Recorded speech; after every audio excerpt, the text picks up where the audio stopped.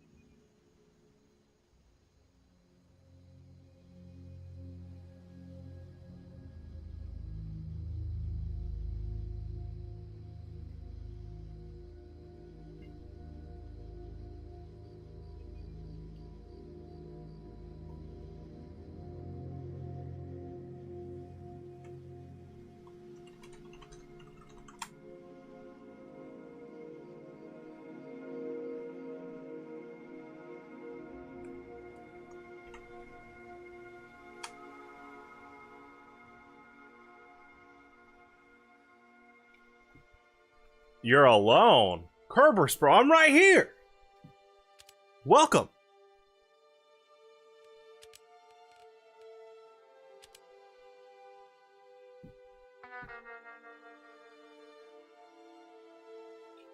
I think you scared off TRK, Kerberos, bro.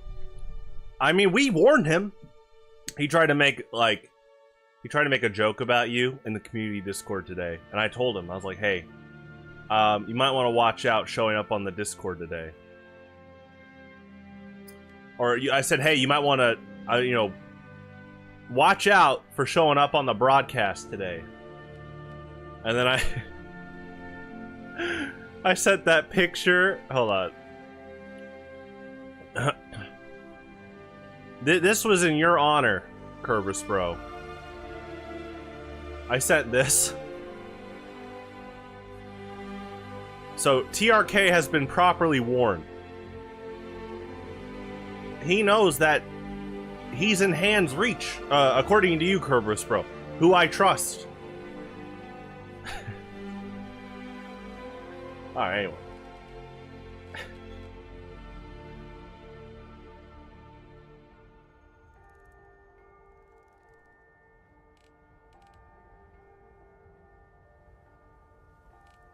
I think he's learned his lesson. He won't be showing up tonight. Peace and quiet.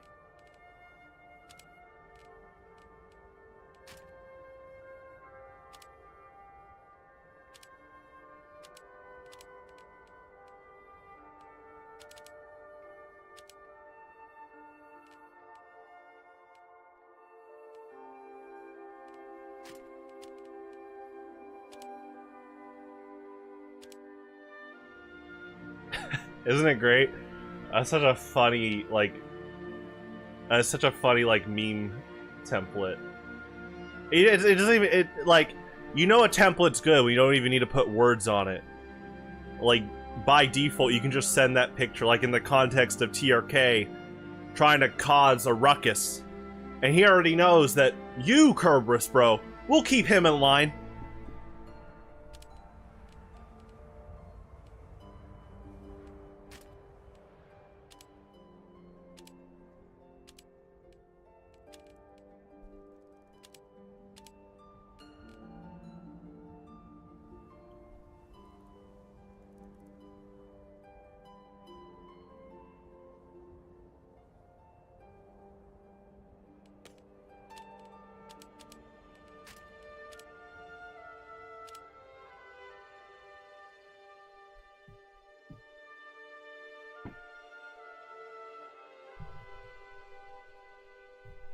Kerberos, bro, just checking.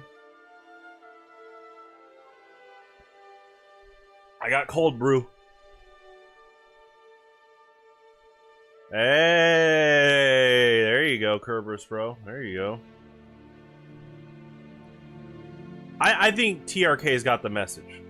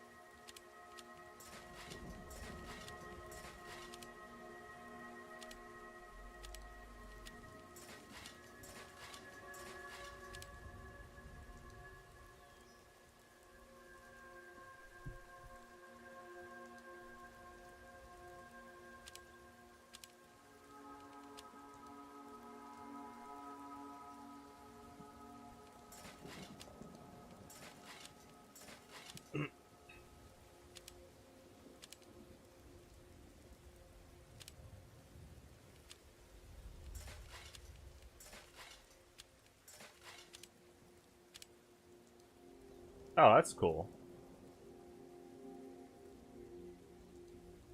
Huh. I'm sure I've seen that in, like, someone else wear it, but...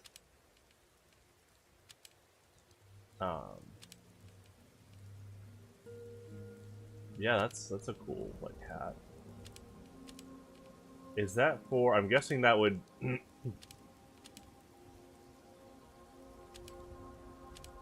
Wait, where is it?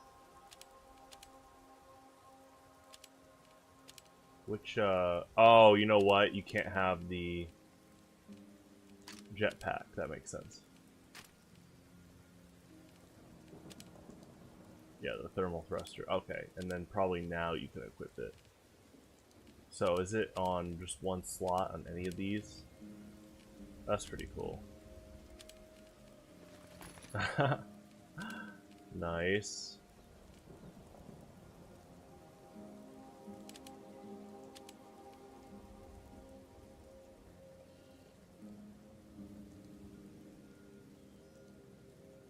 I haven't worn Mr. Slug Buddy in a while, so we'll do that. There you go. Yeah, exactly, PJ. Well, PJ, actually, your answer's right above you. Kerberos Bro keeps him in line. Thank you, Kerberos Bro, for your service.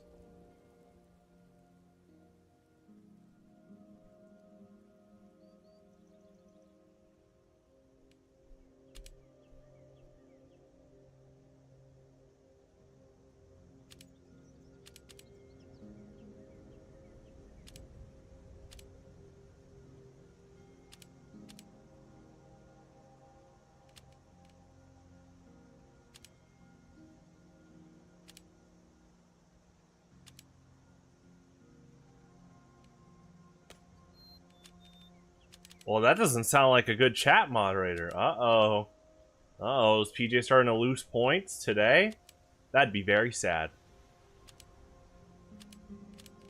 Uh-oh. You know, now that I think about it, Sax and Alex, they've kind of been doing a bit more of a job than PJ lately. Huh. Huh.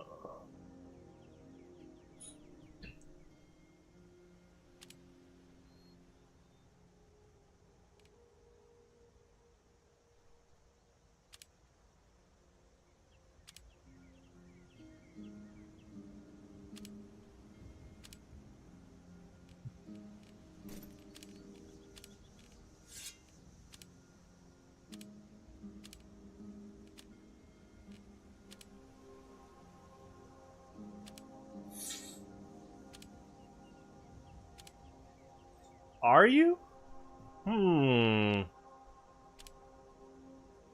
You know what? You know who'll be a good judge? My dad. I'll talk to him later this week about it. I'll let you know what he thinks, PJ. Stay tuned.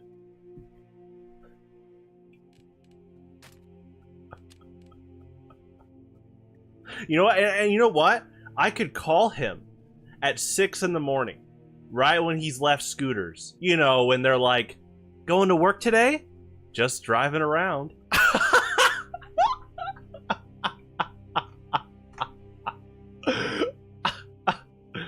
Hey, what's up? Welcome, welcome.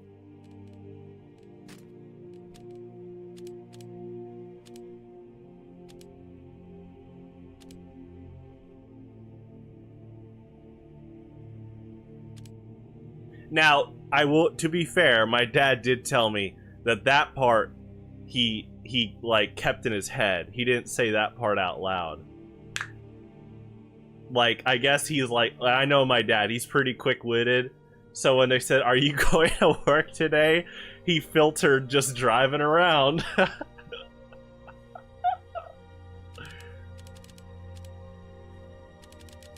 Now, see, I know you like to exaggerate, PJ, but I bet my dad and that girl that worked at Taco Bell would actually get along. Don't you think so?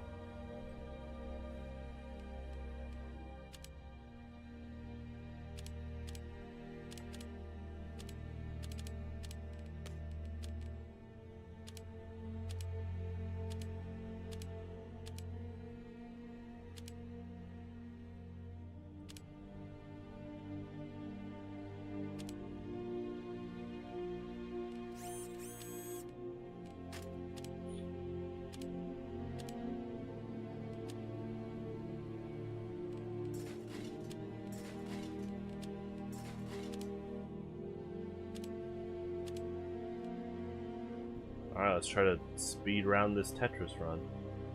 Speed round. Speed through the Tetris run. While we wait on Uncletopia.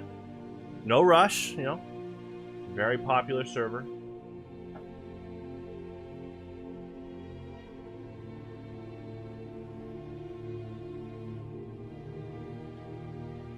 AI laundry.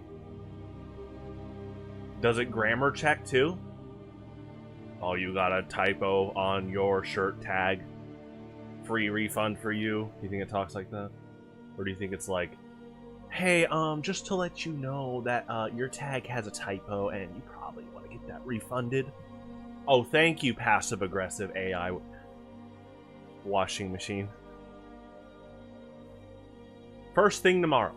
And see, I'm being sincere there. But they might have programmed the washing machine to be insincere, sarcastic, mocking you. You know, that could be a factor here.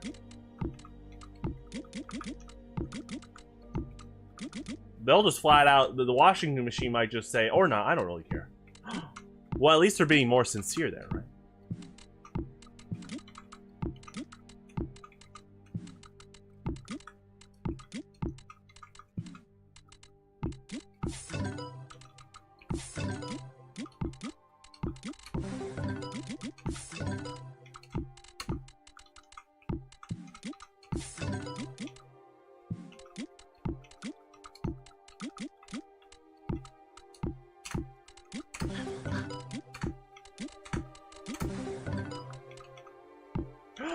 The server's loading.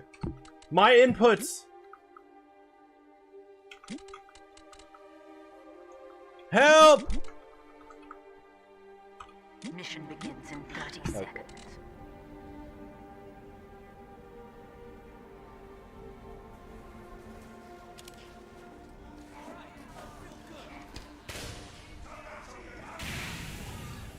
Mission begins in 10 seconds.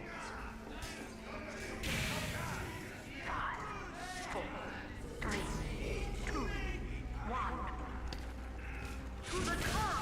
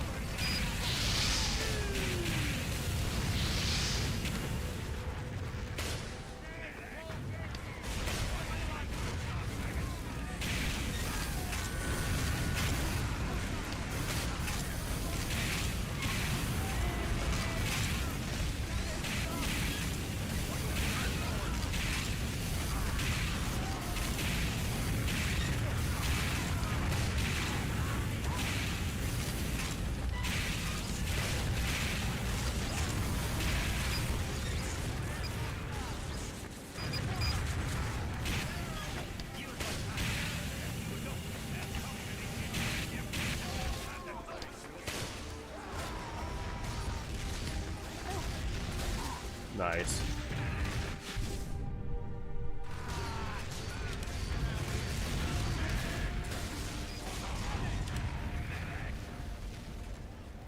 Success. We have been awarded additional time.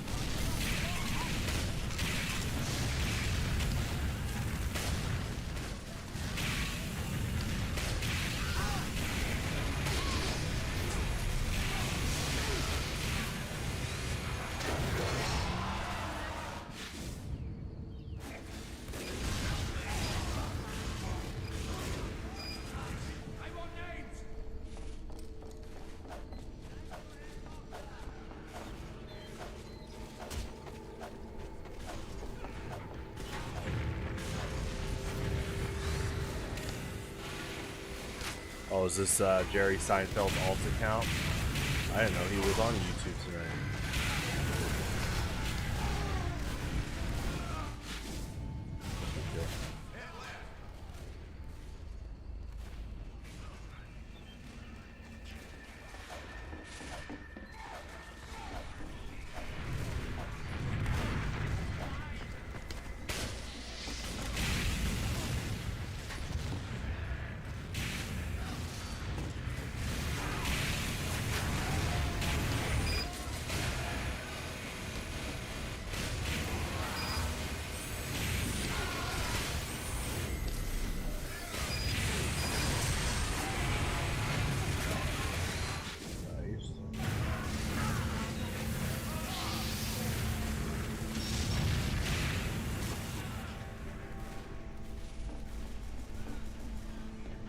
Their avatar is Tommy Wiseau saying, "Oh, hi, Mark."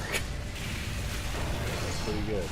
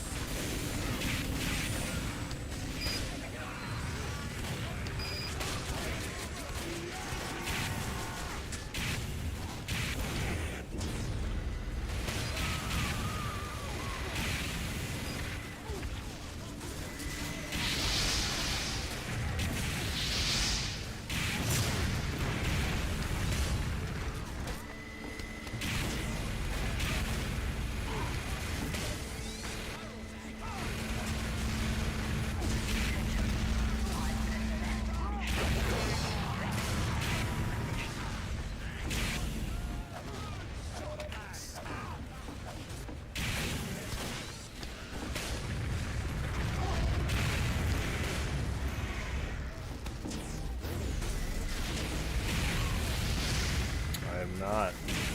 I've been playing since 2011.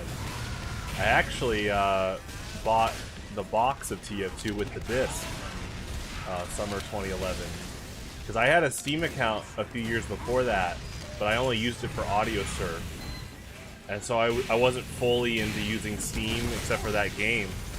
So I bought it a very traditional way at a Best Buy pretty close to me.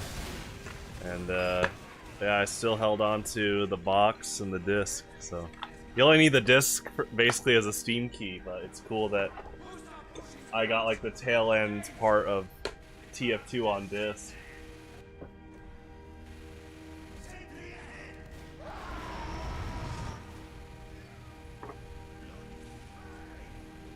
Yeah, right. I don't even know how much it goes for, but definitely, definitely think it's a cool case for sure. And disc. There is a small manual too that has controls on it. It's like it's a pamphlet, which I think is cool. They didn't have to do, especially that they were already pretty big into Steam by that time. I'll show the pamphlet if I die, or on the next, excuse me, round.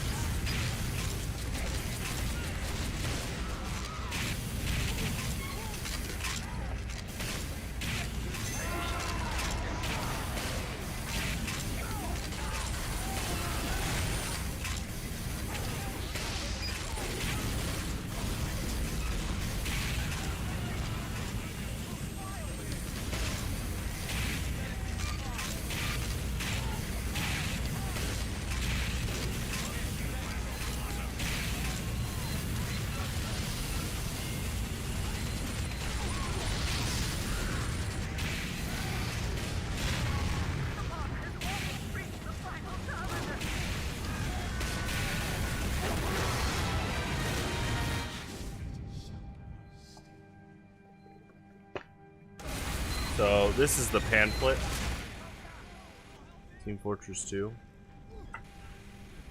And then yeah, you got some like controls, and then yeah, some of the technical credits. Pretty cool. Customer support. Support.steampowered.com. There you go.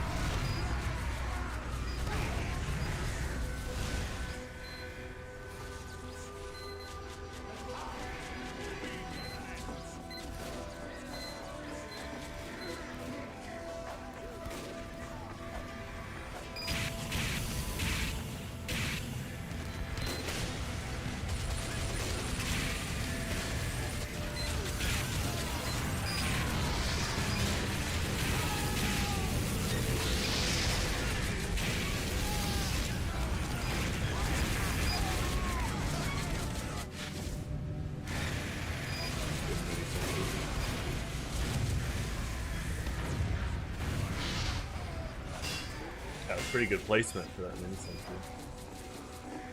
And especially like when the cart's really close to capping, like sometimes yeah, an emergency mini sentry, if you feel like you might not have time to get a level 2 or 3 up, to help push the cart back. It's a good call for sure.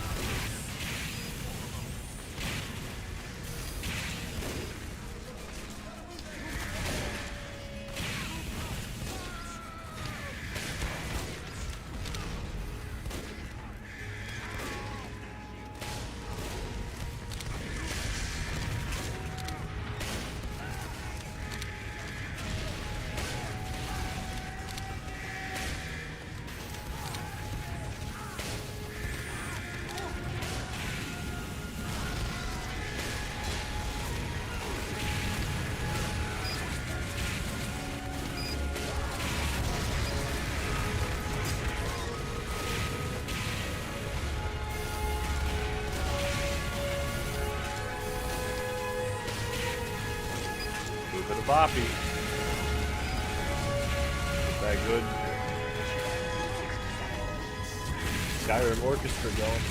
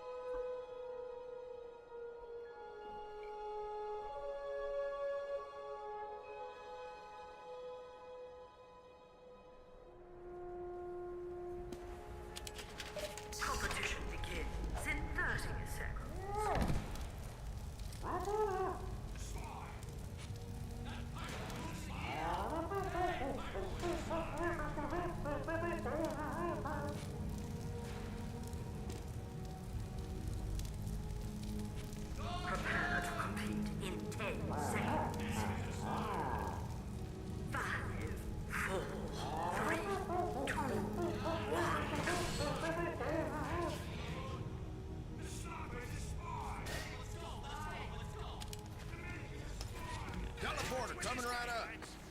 Mission begins in 60 seconds.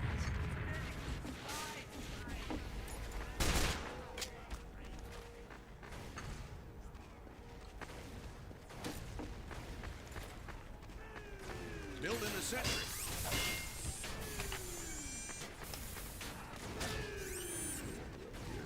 Dispenser going up.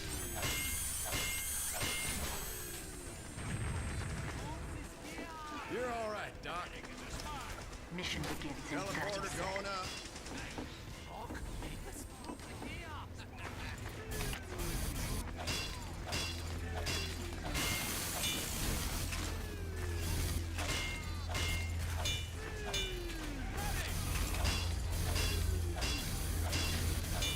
Mission begins in 10 seconds.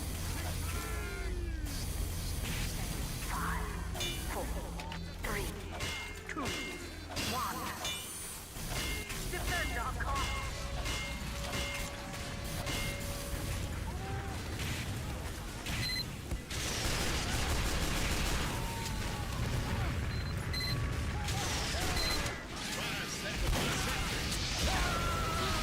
Nice.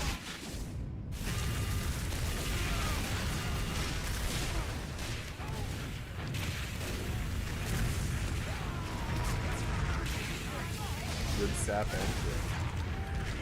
I saw their medic health out too. That's pretty good. Good like team up play. Much obliged, Parker. Sentry going up.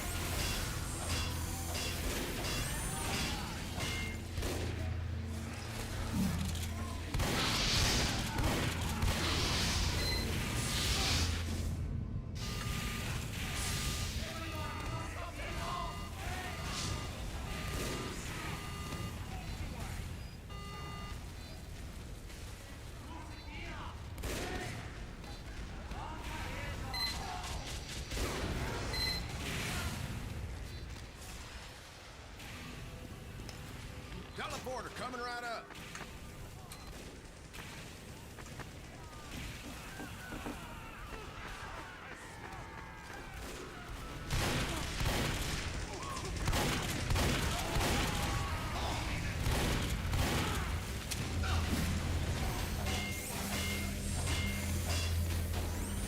Sentry down.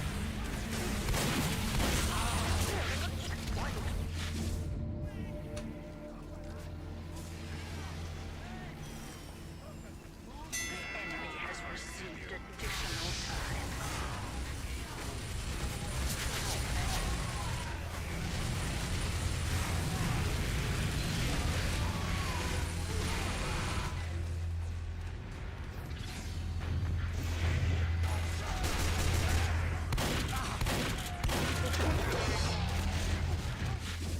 Good cannonball. Ho, ho, ho, Conga!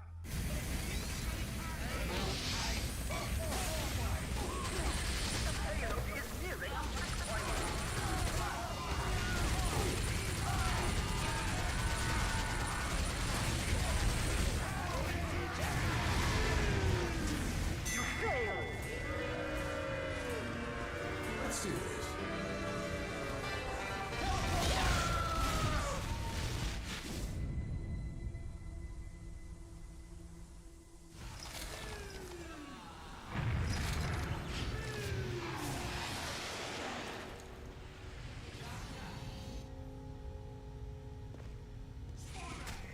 Teleporter going up.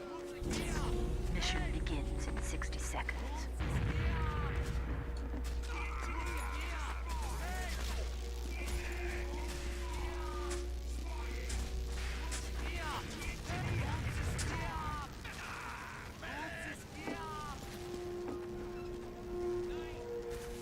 Building a sentry.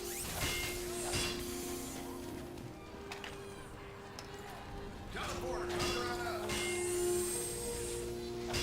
Mission begins in 30 seconds.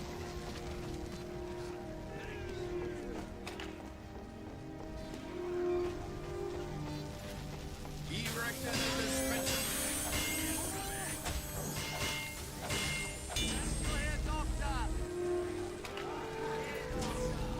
Mission begins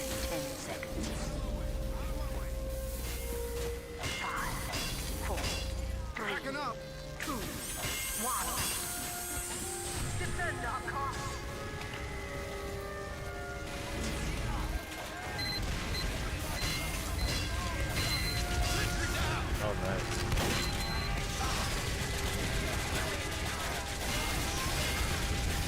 Sentry going up.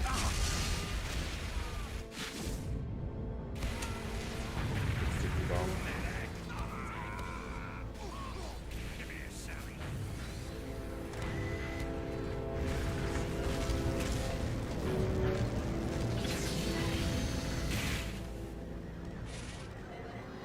Much obliged. I love that sentry spot. Sentry going up.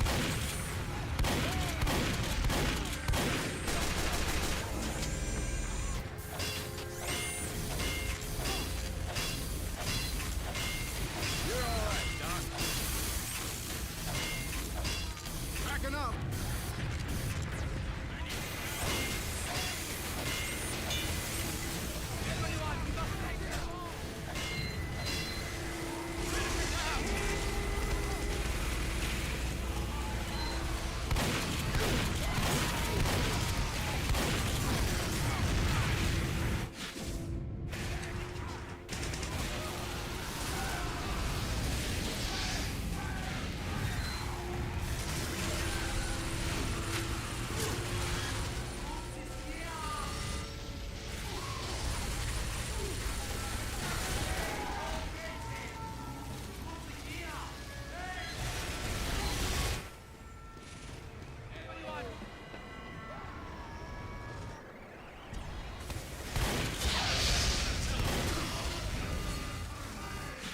Good kill. Yeah, that was a good Uber storm too. Because that damage might have made it. The payload is nearing the checkpoint. We've got to stop that bomb! Thank you, Doctor. The enemy has received additional time.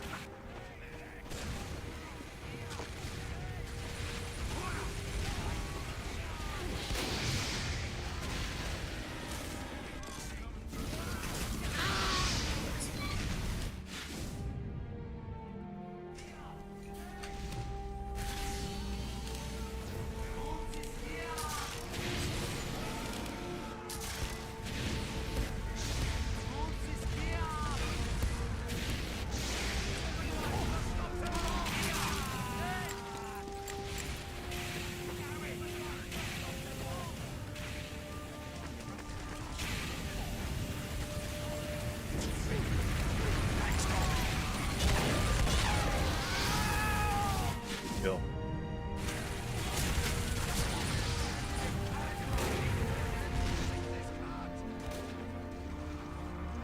The payload is nearing the checkpoint.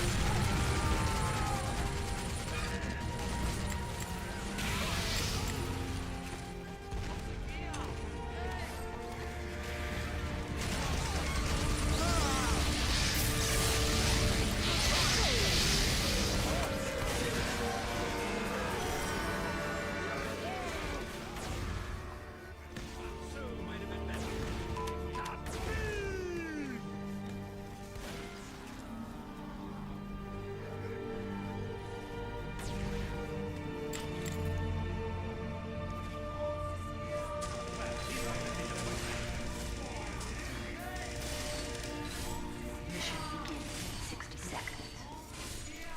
Teleporter going up.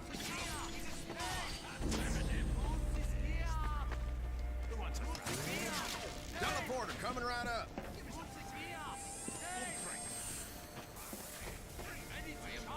Dispenser going up.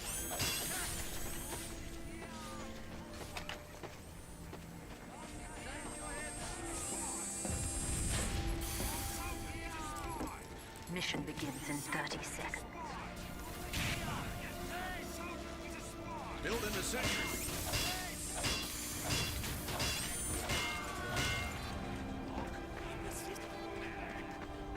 1, 2, 3. Mission begins in 10 seconds. 5, 4,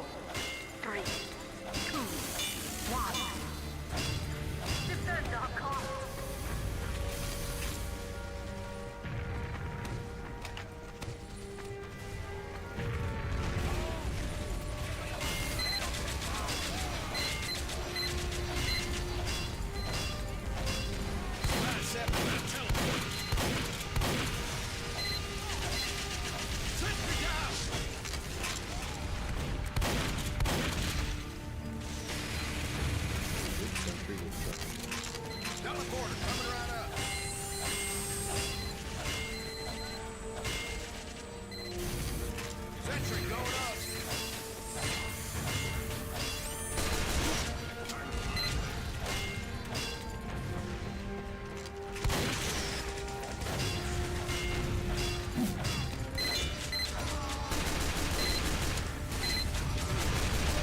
Sentry down.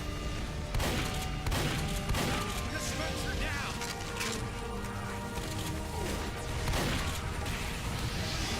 Dispenser.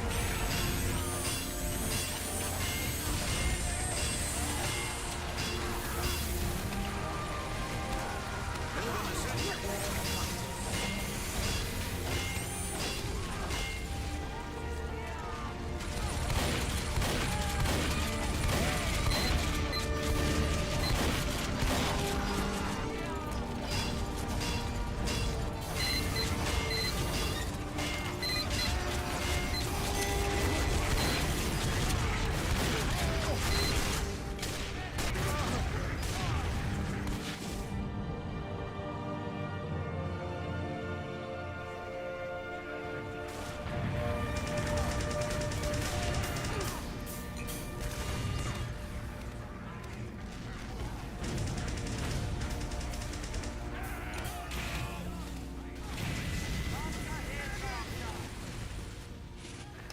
Teleporter going up.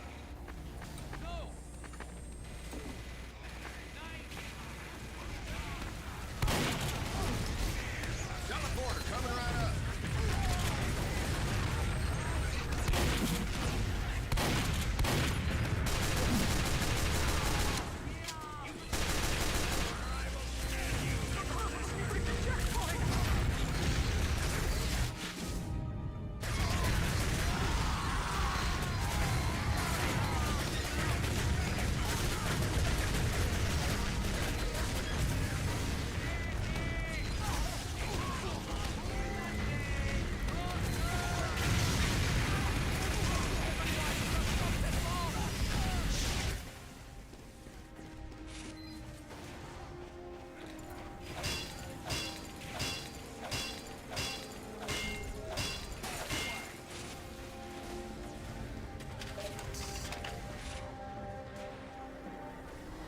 Thanks for the ride.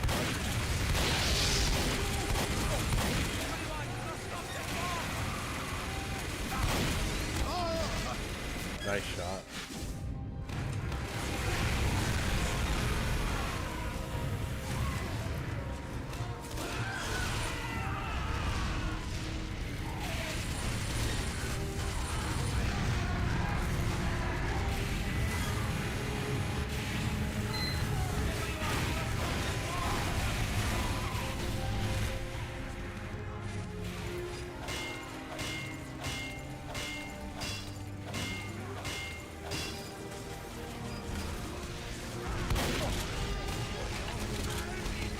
Teleporter down. Oh.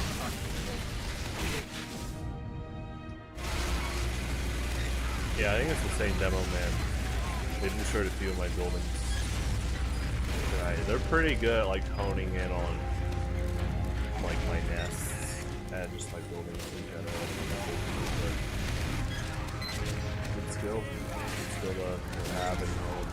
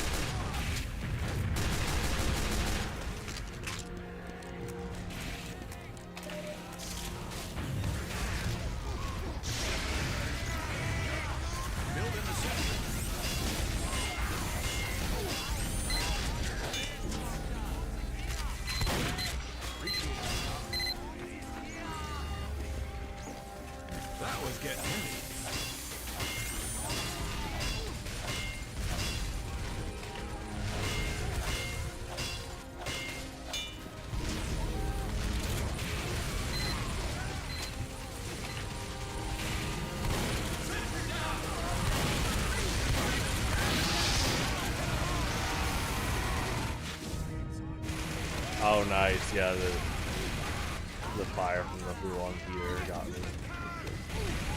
That's what it looks like. Yeah. Excuse me.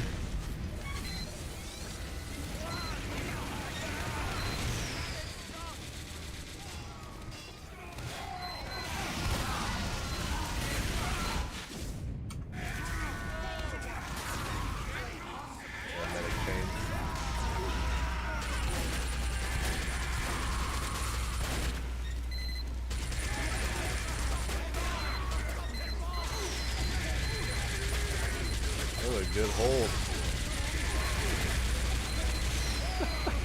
That's a really good hold. You failed. That's great.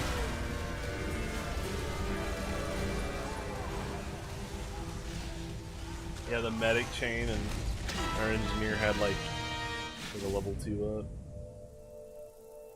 Actually, I think it was level 3.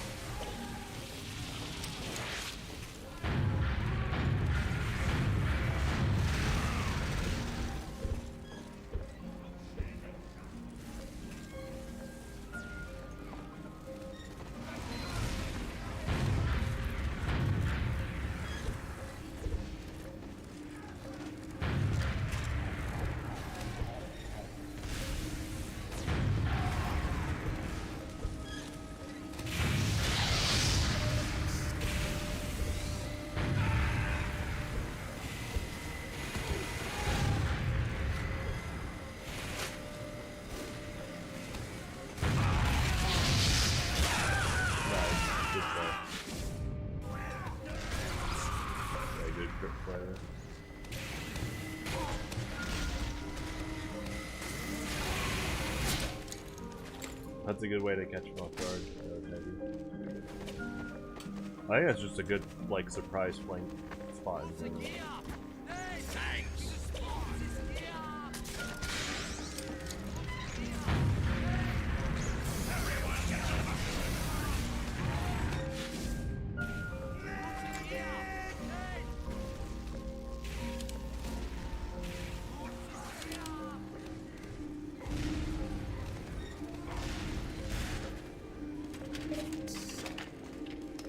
Teleporter coming right up.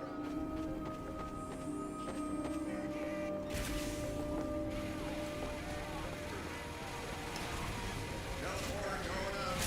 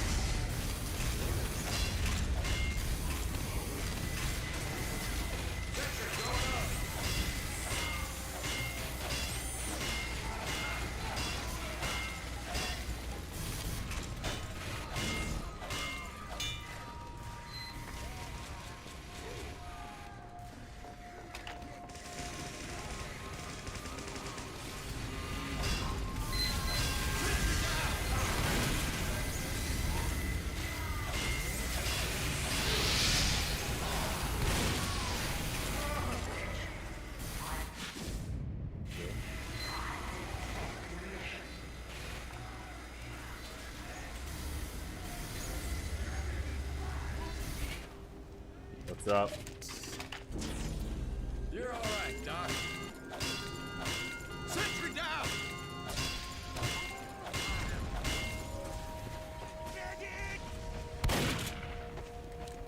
Spy sapping my teleporter.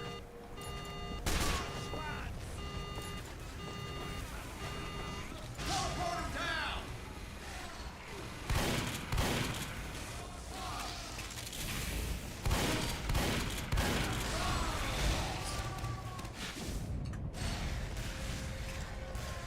The server info's in the description.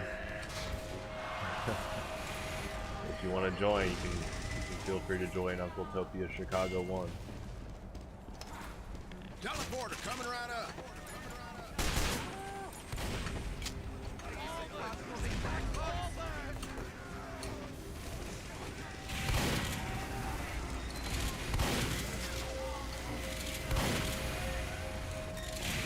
Sentry going up.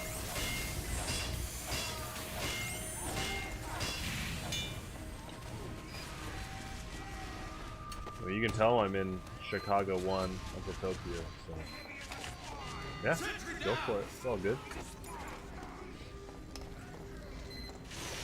Cool. Sounds good to me.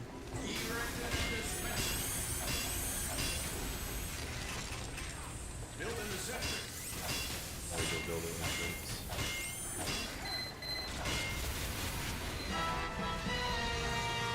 Sentry down.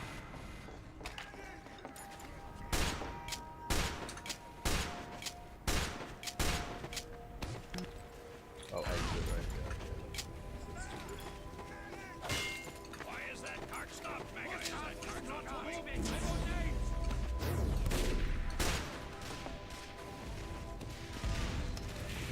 Teleporter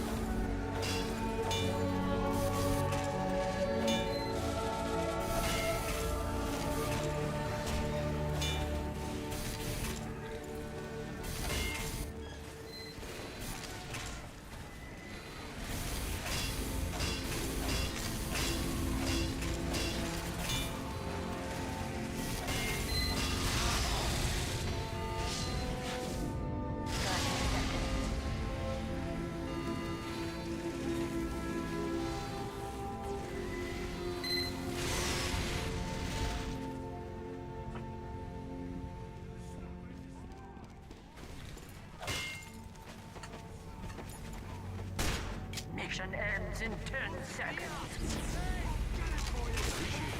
5, 4, 3, 2, 1.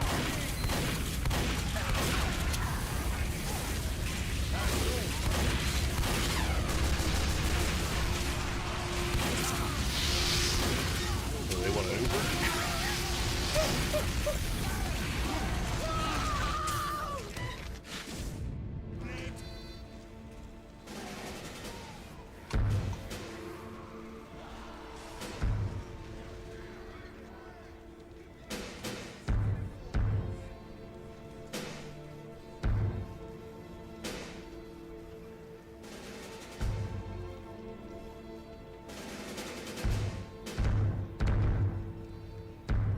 Boom, boom.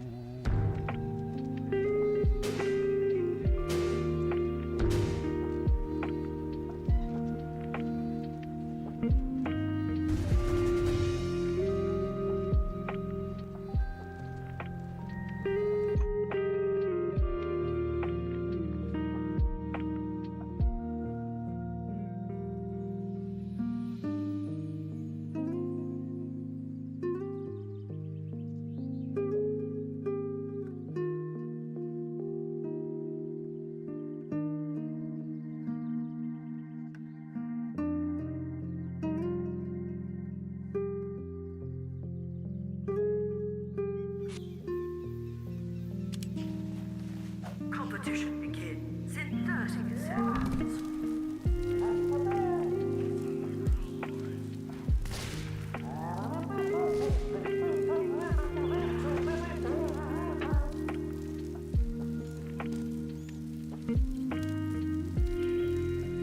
Prepare to compete in 10 seconds.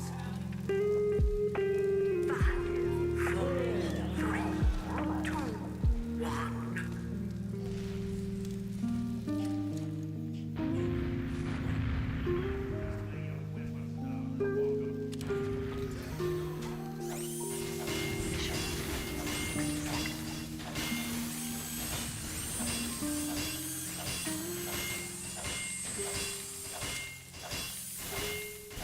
I do.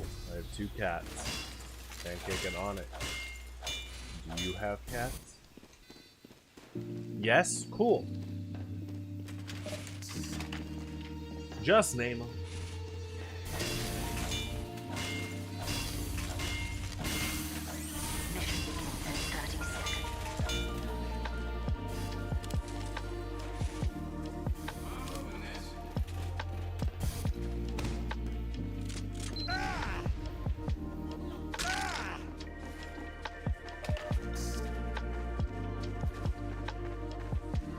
Mission begins in 30 seconds. Mission begins in 10 seconds. 5, 4, 3, 2, 1. Zipner.com.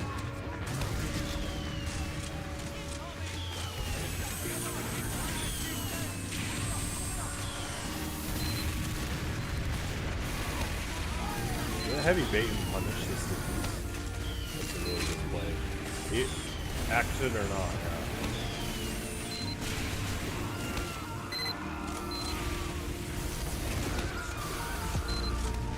I think they baited out my kitty bomb. That's really good.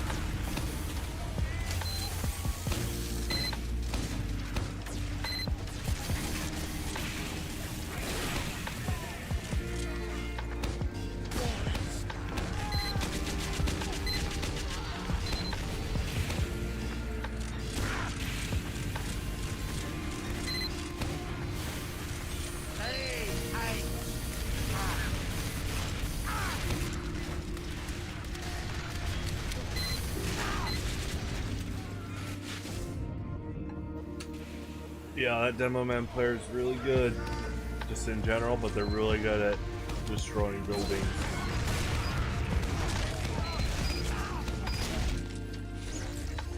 Thank you. Attack the bandwagon.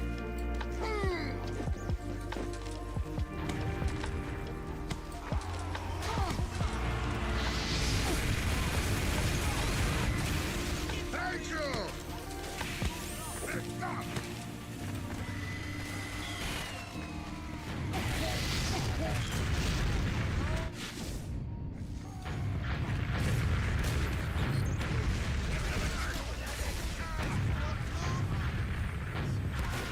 It's a good hold right there.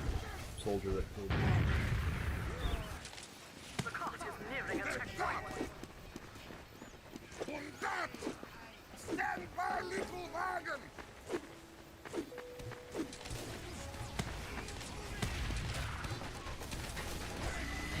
Enemy has received the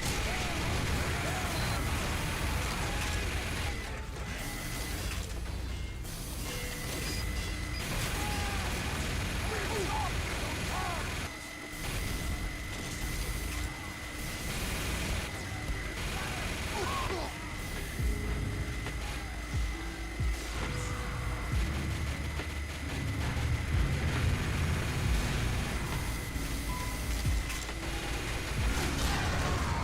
shot.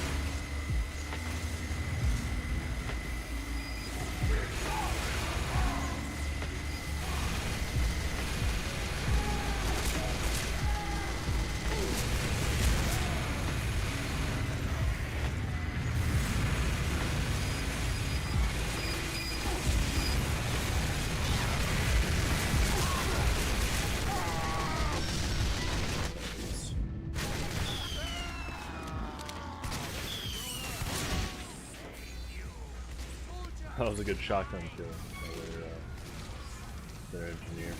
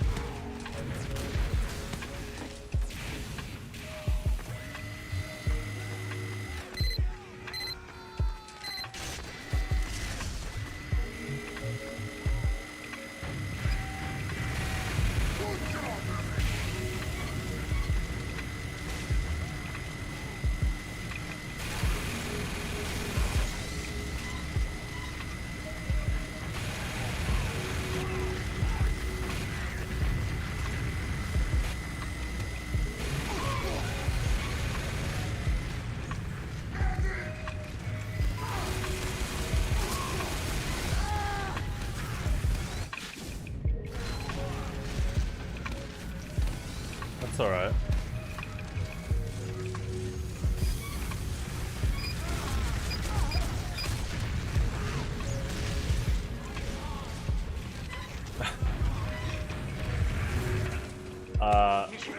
I'm sure that's hopefully not the reason.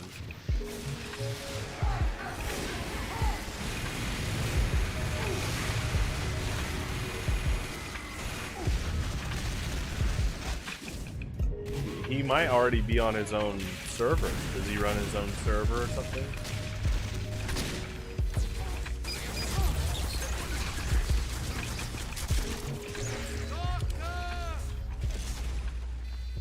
Mission ends in 30 seconds. Yeah, definitely don't pressure him. But it's okay if you ask.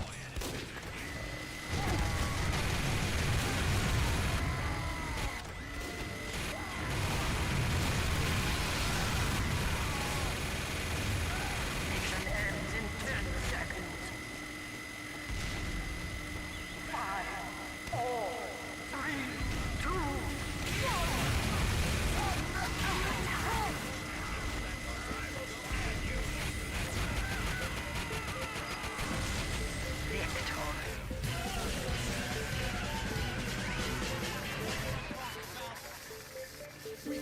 Victory.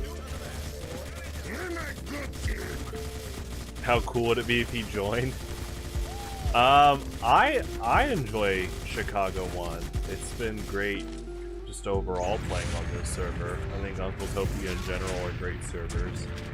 It's definitely, like I've mentioned this many times, it tends to have mid to top level players on average, so Thank you, it Doctor. can really help you improve pretty fast, especially like there's quite an amount of competitive players I've ran into on here.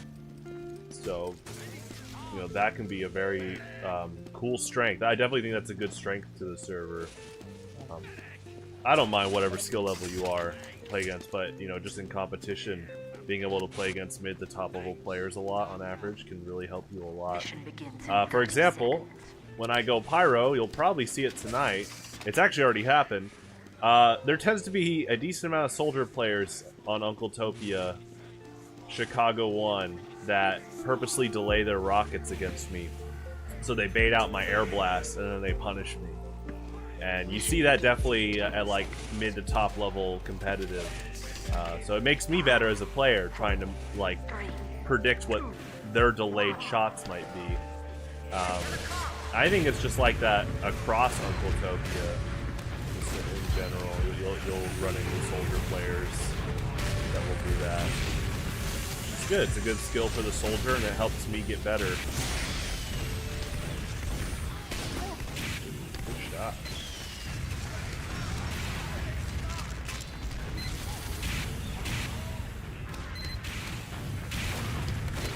That was good. That was like a that was like a deceitful rocket.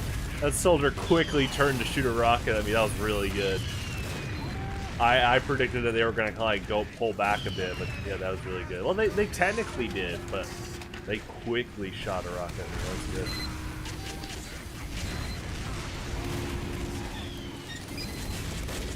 good. 10 whole minutes? You mean like pacing the server for 10 minutes consecutively, or it took you that long to get the info over? Definitely, I'm not advocating to spam the server. Alright, go have fun.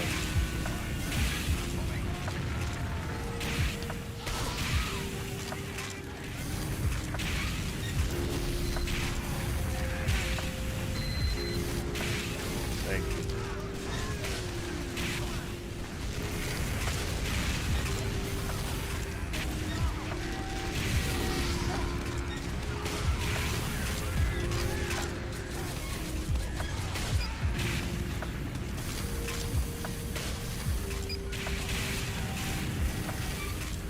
That pyro was alive.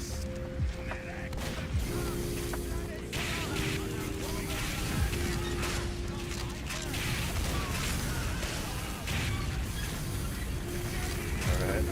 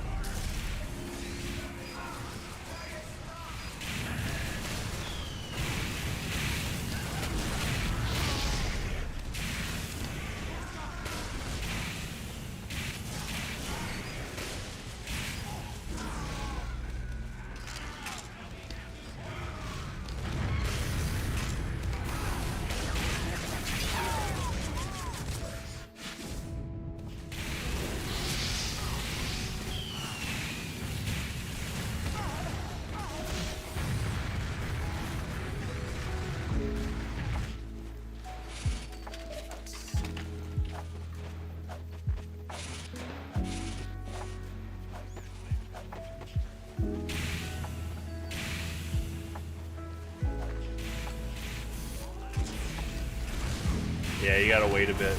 These servers tend to be in pretty high demand.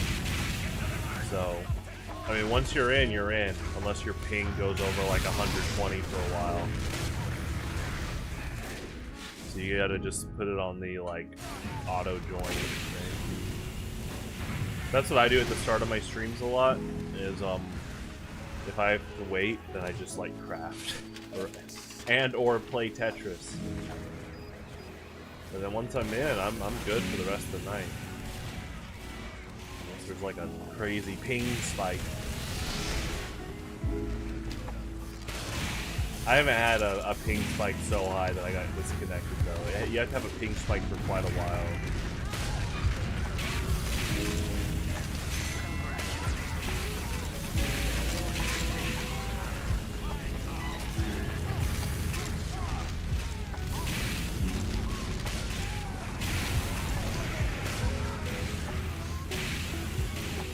I like that graphic error.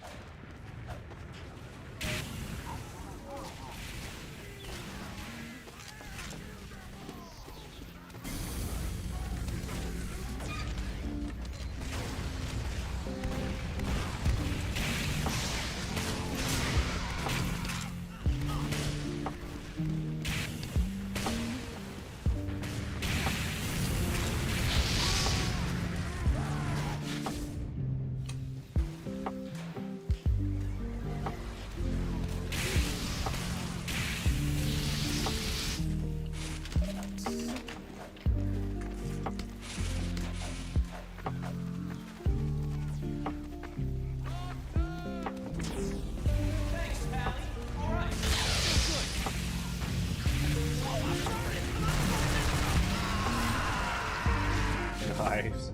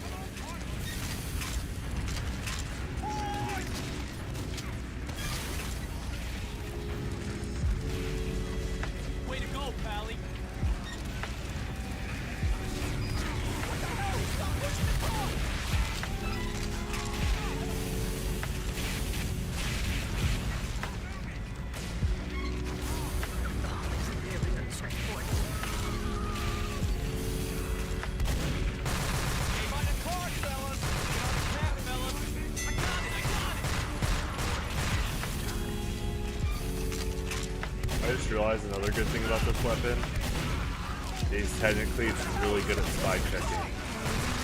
Because just like the medic's crossbow arrows, if the enemy spy is disguised, he'll do damage and not heal. And in this case, if if you're shooting at one of your teammates and you're healing, that's when this guy's fine. Definitely think it's an underrated weapon, the Pretty Boy Pocket Pistol.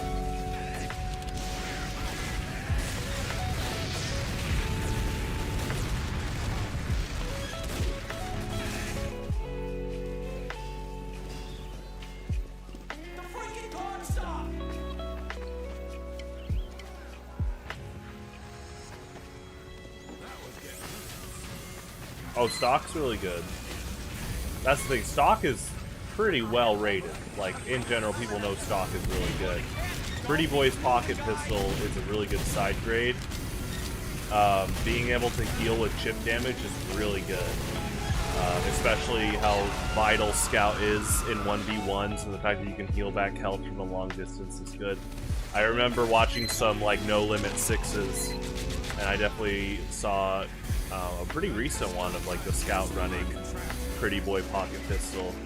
Can be helpful in Highlander too, when you're like running flank and you might be low on health packs, so you can get some HP back while you're like running away or trying to finish off an enemy.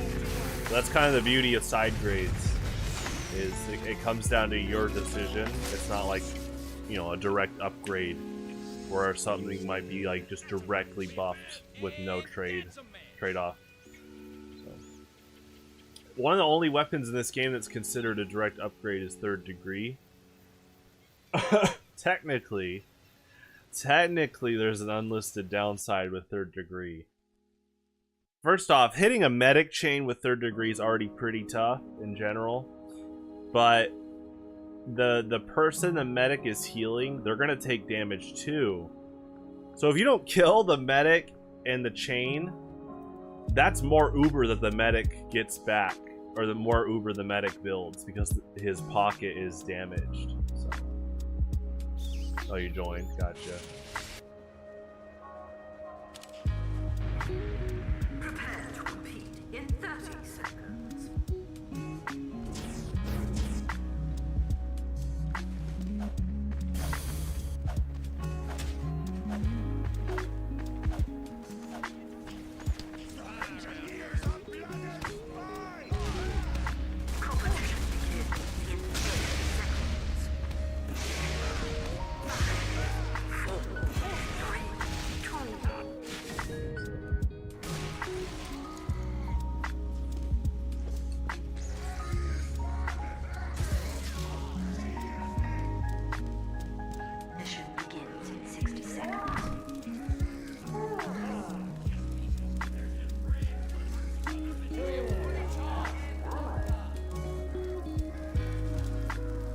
Gotcha.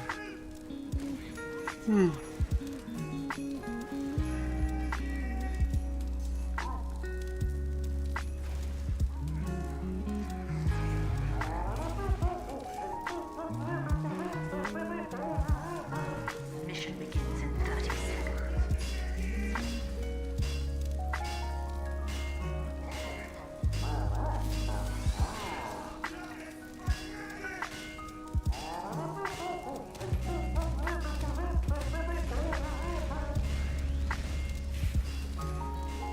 Mission begins in 10 seconds. 5, 3, 2, 1. To the top!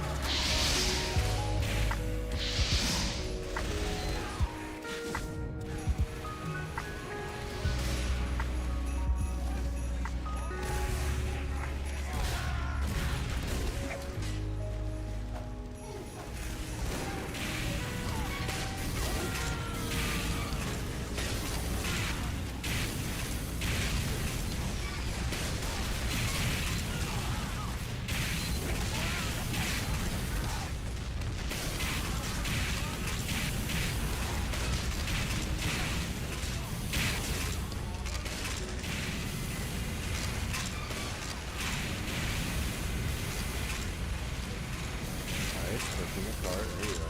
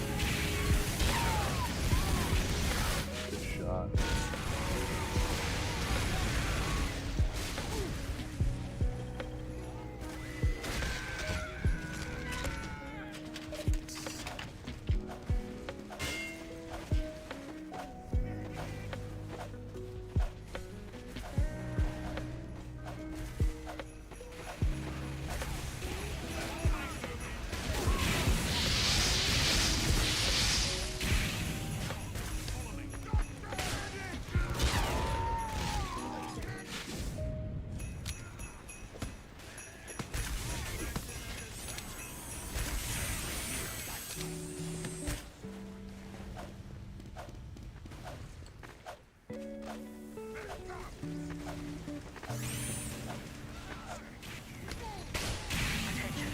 5 minutes left in the mission. 5 minutes left in the mission.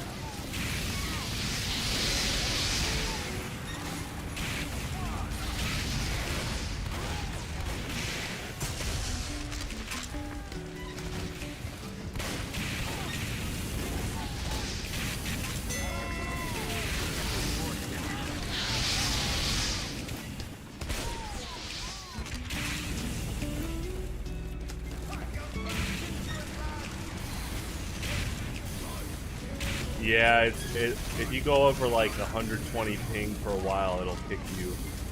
What region of the world are you in? You don't have to say like what city, but what like general area. So I'm like central United States.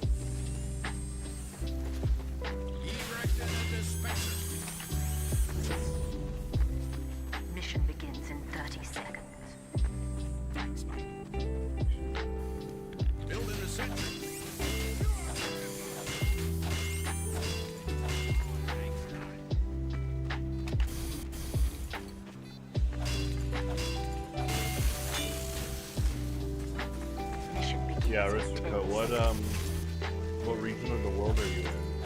You don't have to say what city you're from, but yeah, it's definitely a big indicator for ping.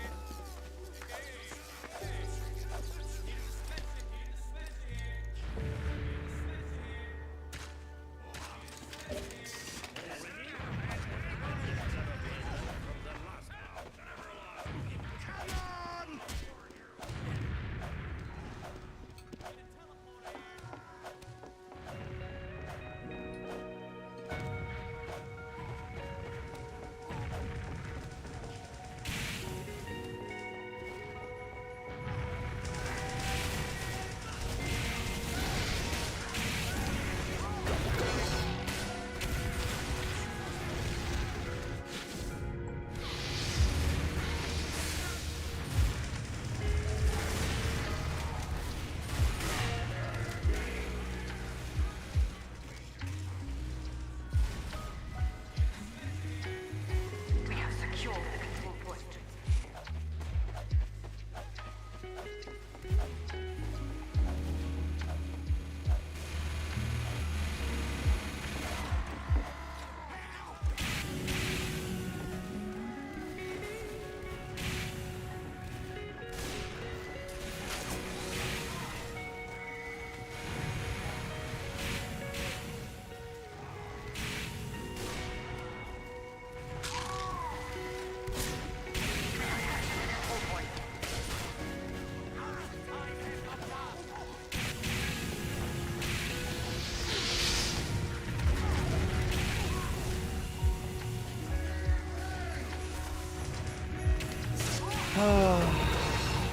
Well, guys, it was a fun night. And it's still going to be fun. Because TRK is going to be on his best behavior, right, TRK? You're a changed man, yeah!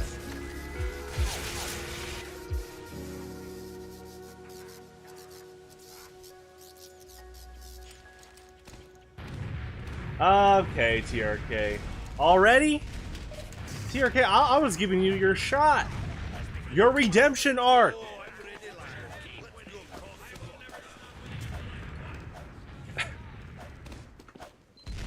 You know, Aristoco, if there's a lot of people, I don't do this, but because it was just me and you, if you tell me kind of a general region you're in, I might be able to find an Uncletopia server for both of us to play in. I usually don't do that. It depends on the player count on the stream. But right now, because it's just us two, if you still want to play... Well, region. What region? I'm gonna pick an Uncletopia server, but... He has servers across the world, and I'm gonna try to find one that's like between our regions to see if we can both have ping under the limit that they set.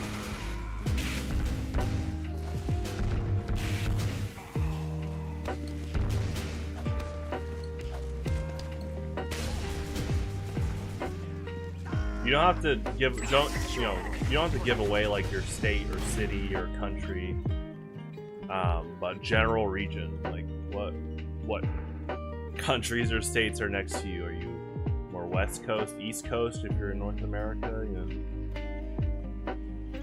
I'm in the center, so I can usually reach to West East Coast is a pretty okay, you know, it's about the limit.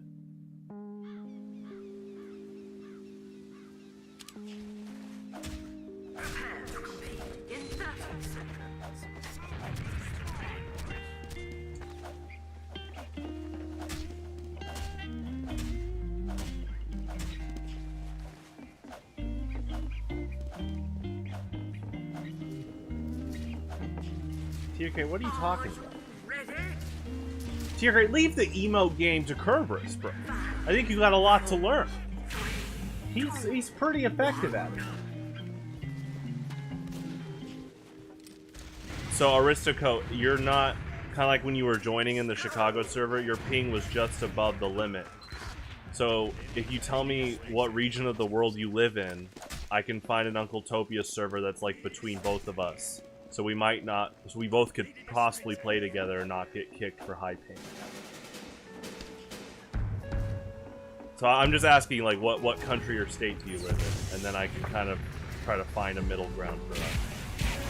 Because that's how ping is, like, affected along with, like, your internet.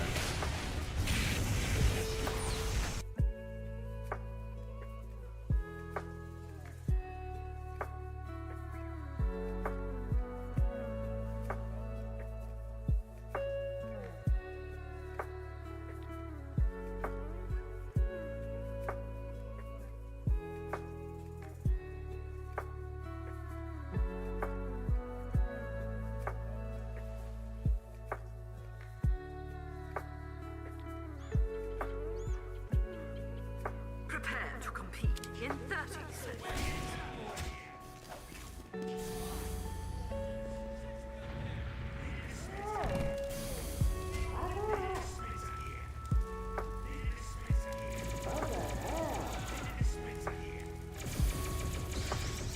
Are you ready? 5, 4, 3, 2, 1.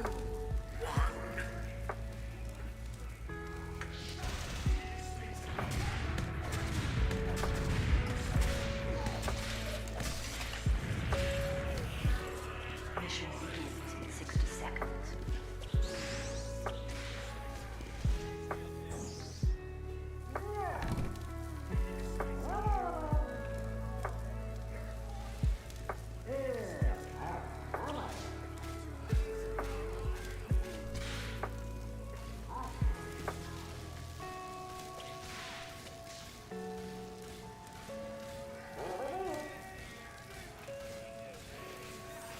Mission begins in 30 seconds.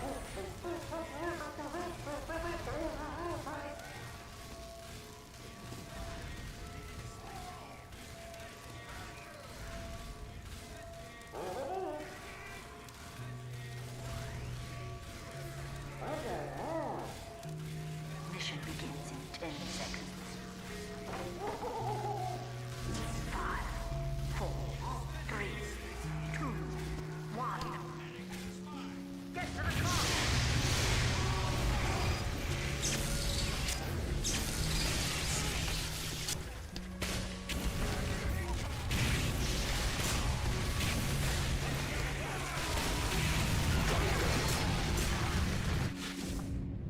Good kill.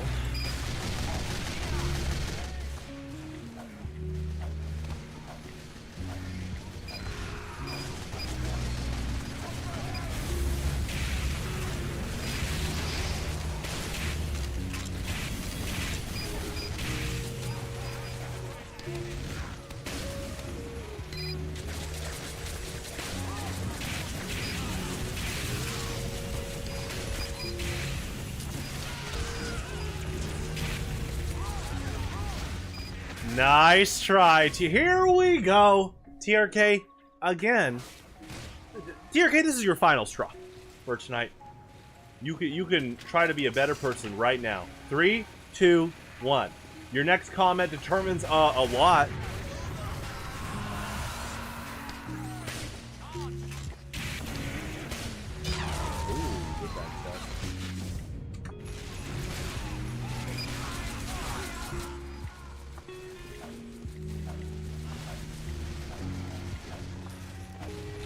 We might need to wake up Kerber's, bro. But TRK, this is your last chance tonight. Ooh, yikes. That's kind of... Uh-oh. Uh-oh, TRK. The context with you? That doesn't seem like character redemption. TRK, what happened to you being a changed man? Messaging Sax an apology. Sax, I'm sorry for being so antagonistic towards you. Can we be friends? There you go, TRK. Yeah!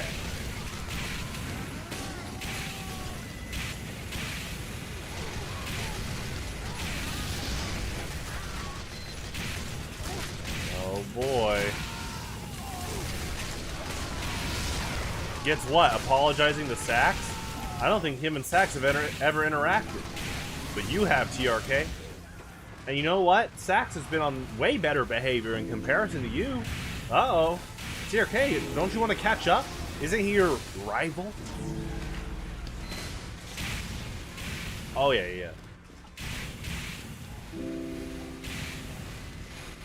True. So I assume vodka. If you live in Russia, is it like Eastern Russia? Because we could try like a California server.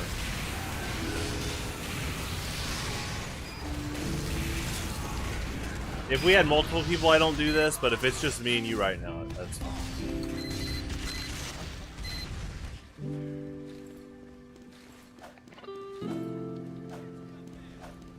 Like a West Coast server. Siberia?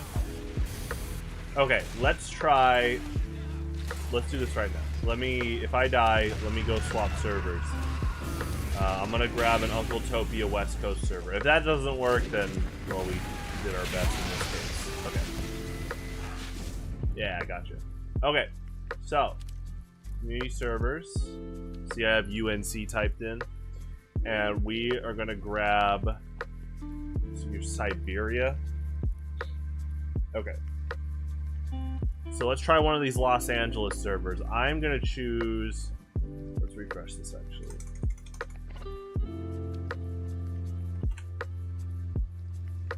Okay, we got Chicago. It's loading up Dallas.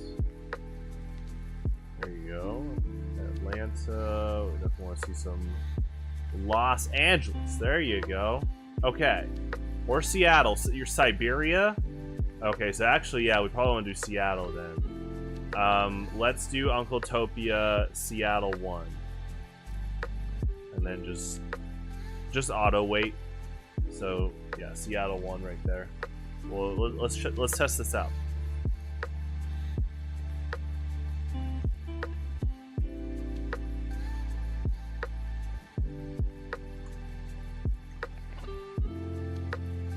Yeah, Seattle 1. Great. So I'm already in the queue waiting.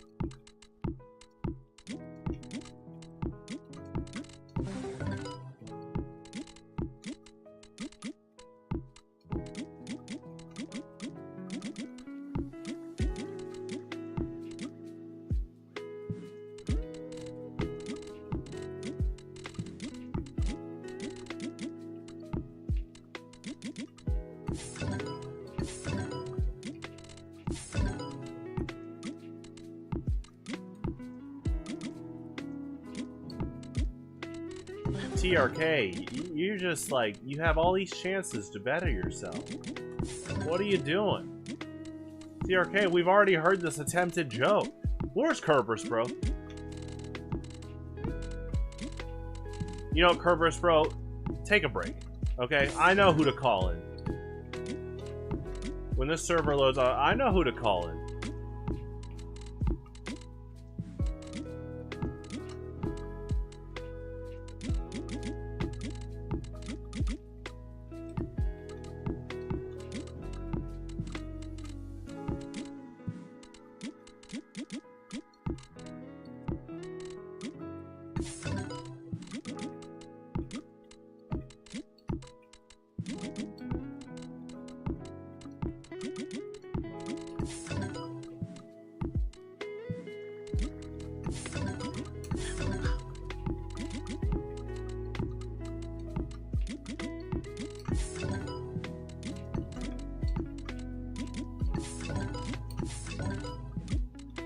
Whoa, TRK, are you scared? I didn't even tell you who I'm calling in. TRK, you know, I would say you have one last chance, but you already blew it. You could have had a redemption arc tonight. Think of the potential anime they could have made out of that. Could have been a best-selling manga.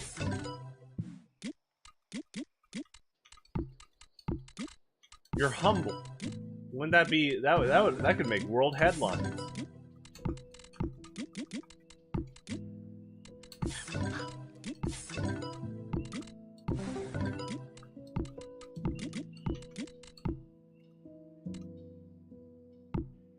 A villain arc? TRK, are you literally just confirming yourself as a villain? And Sax is the anti-hero?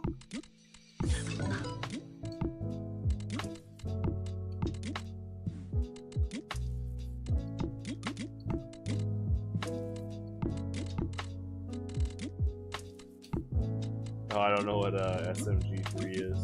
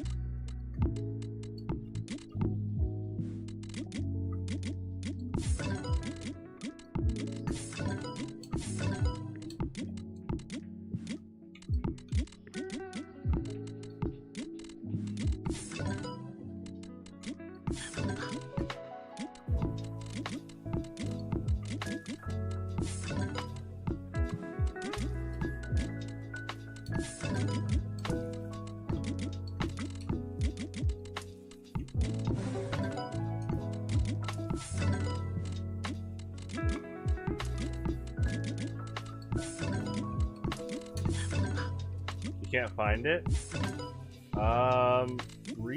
Here. I'll post the server here. Let me post the server info. Okay. So IP address. Let me post this. Because you might have to refresh community servers. Or, you know, hold on. Well, might as well, we need to test if this works first.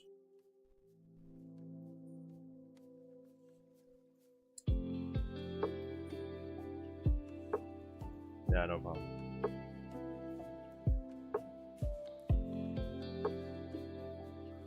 Whoa, I paused 1 second.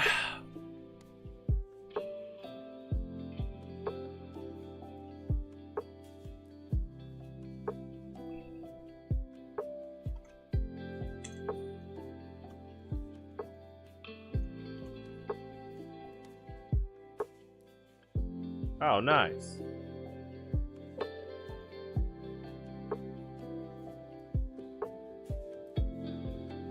Okay, let me...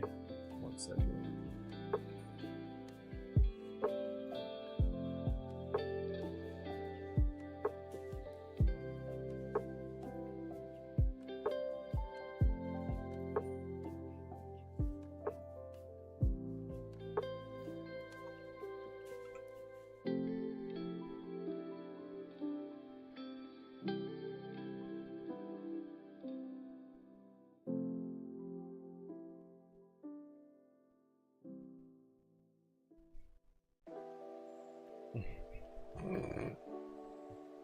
Alright, TRK, I warned you.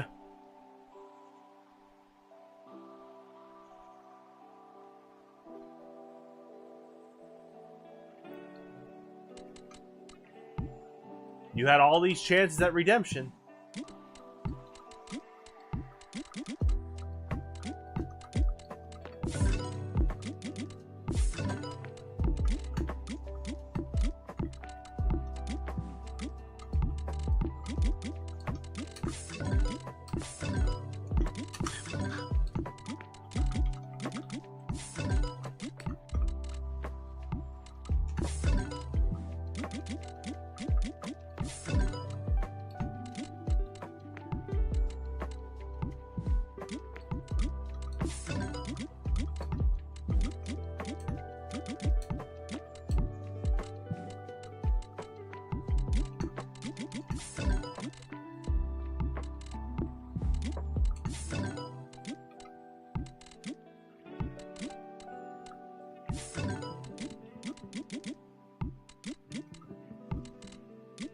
Oh, I didn't let you in. Okay.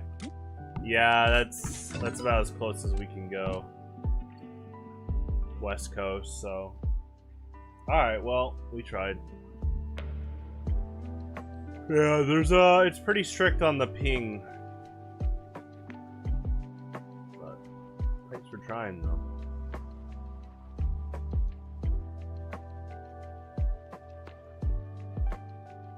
Once we get enough players in the future, if we get enough people that want to play, like it's gonna be, I mean the criteria needs to be, you know, it might not be anytime soon, but if we're starting to get like 24 players wanting to play, that's when I'm looking into renting my own server, like actually getting my own server, renting space, and I'm not gonna really have super strict ping stuff. I'm just not, you know, I don't know what the default ping regulation is, but I'm not gonna have like strict ping stuff.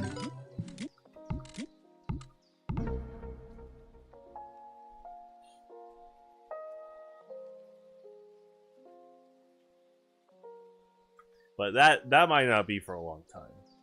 That's just kind of like I have to gauge. There has to be a threshold of how many people want to play on Thursday and Sunday nights on average.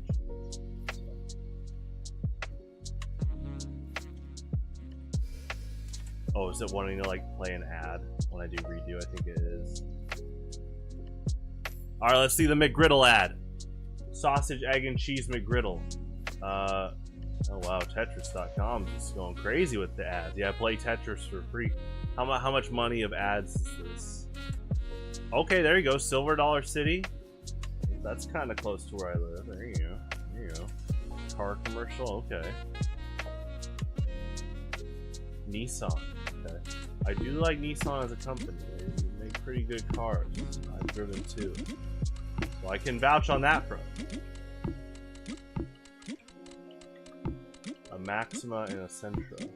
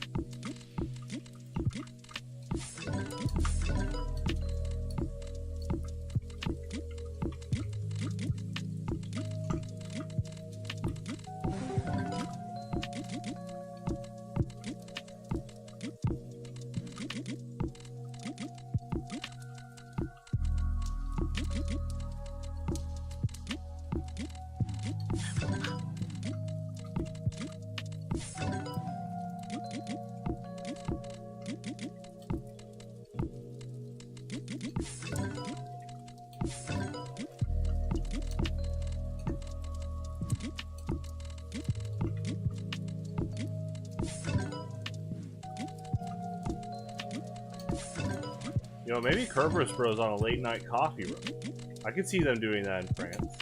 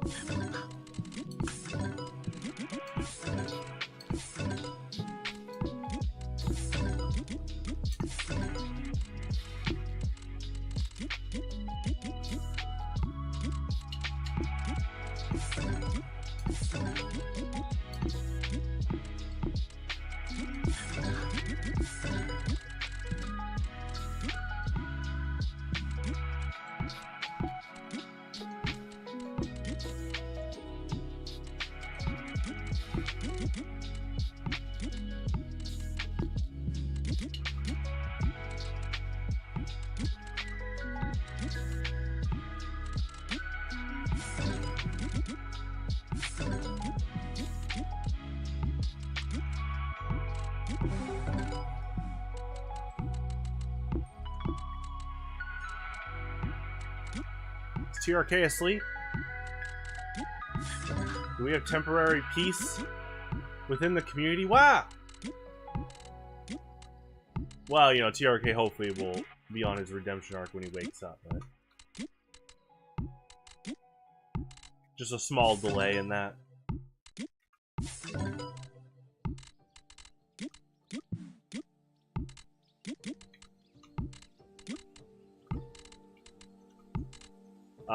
So I'm only doing like Uncletopia. If Uncletopia is with that, then I mean I could try. I don't know if the ping's gonna be good, but if not, then I'm gonna stick here. So. But I'm glad we tried. So it's all good.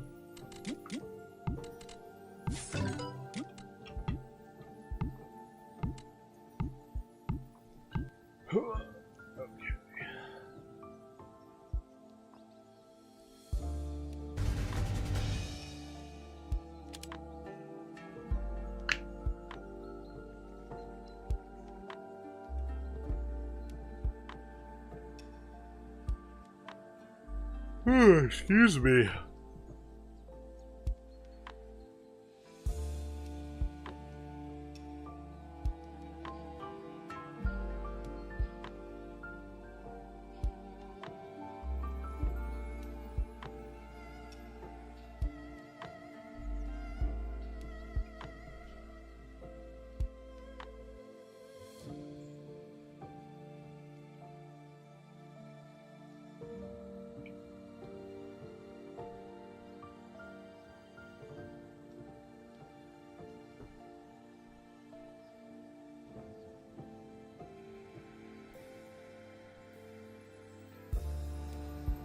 Competition begins in 30 seconds.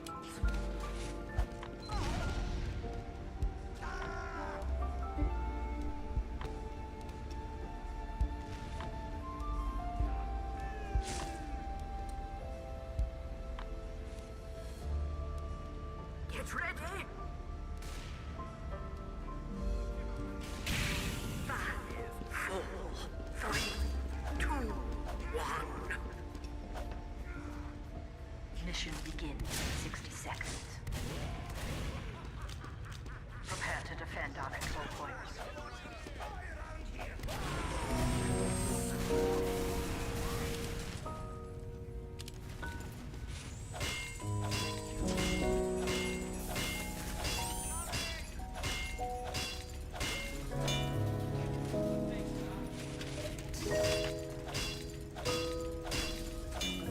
Mission begins in 30 seconds.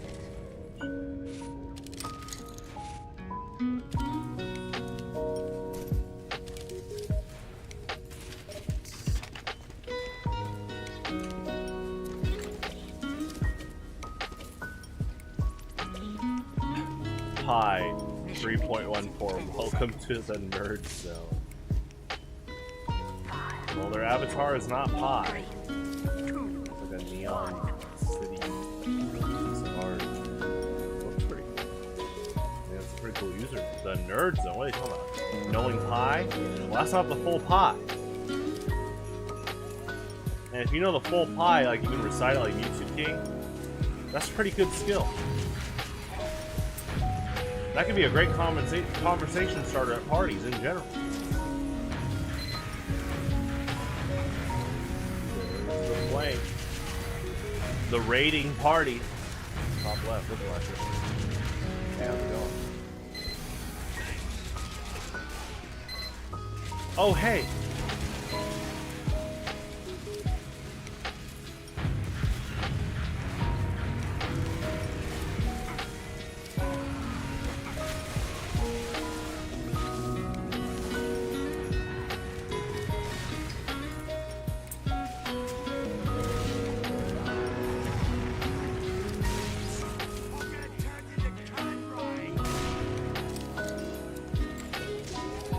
Are you heavy weapons guy?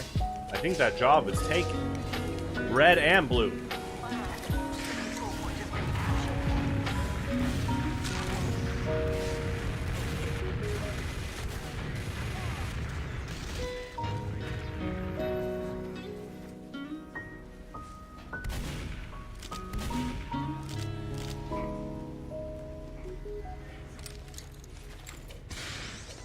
Oh, you're no one? Is that your new username next week? See you Thursday. No one. Oh, you're starting your own team.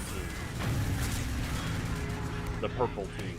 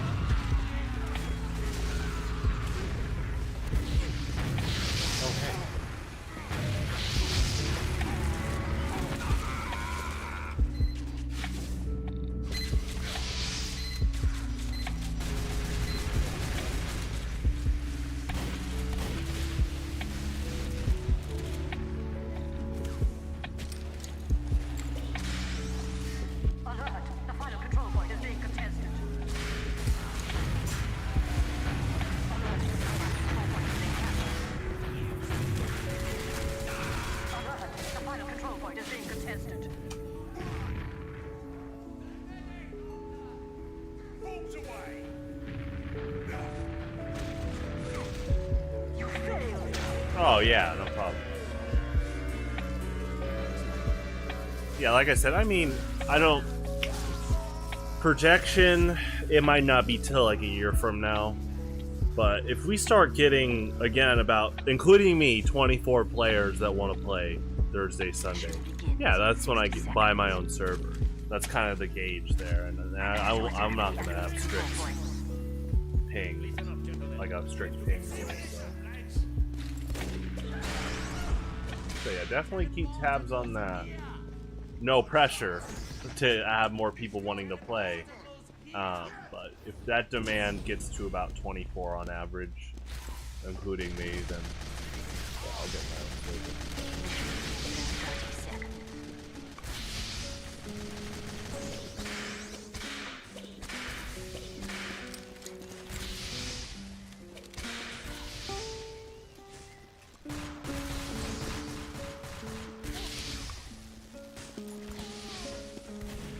Mission begins in 10 seconds. 5, 4, 3, 2, 1.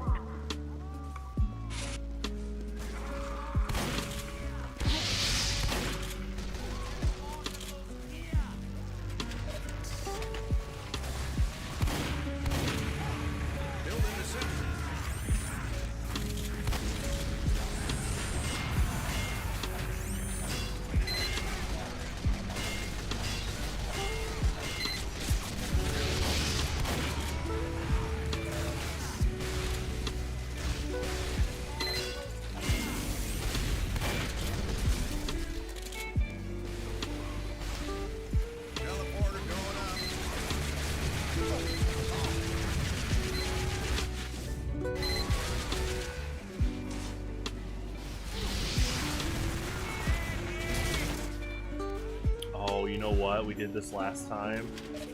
Yeah, the far left flank. I put up a teleporter. It's pretty effective. Let's see what we got. That's a good question. That's a really good question. I mean, I take about 1 to 3 breaks on average a stream, so I stream for about 4 hours a night. and the breaks are like what, 5-6 minutes on average. I just keep going. I do wear these blue light glasses. That helps a lot. It helps prevent eye strain. Even if you like, so I have had 20/20 eyesight my whole life. I don't know when it's gonna start. It might start diminishing soon with age, which I'm not worried about. But even if you have really good eyesight, I do recommend getting blue light glasses if you look at screens a lot, because during the day I'm on the computer a lot working, so that can help too. Okay, so we set up camp here. I just gotta, you have to like basically win this flank, and then I can set up. Actually, I'm gonna go mini sentries first.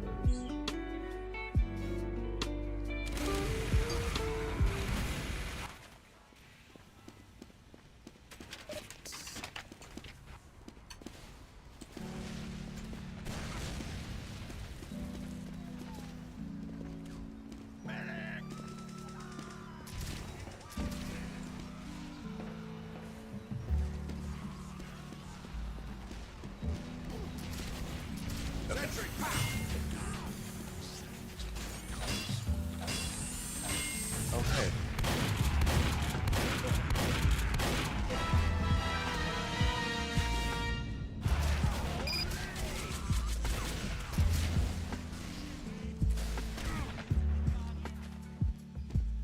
I drink a lot of coffee, so I do intermittent fasting, which means after a certain period of the day I don't eat.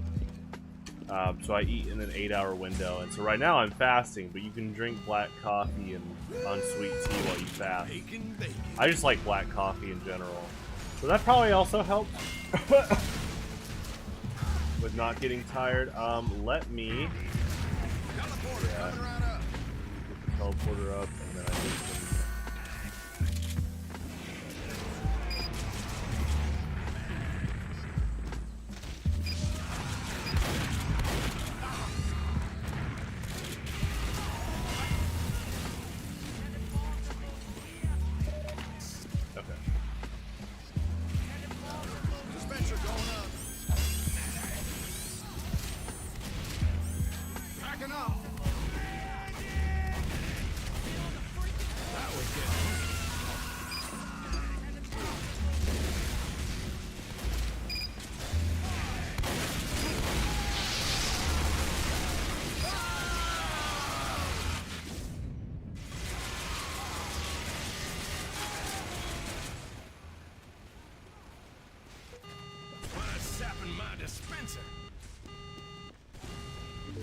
Oh, what do you mean?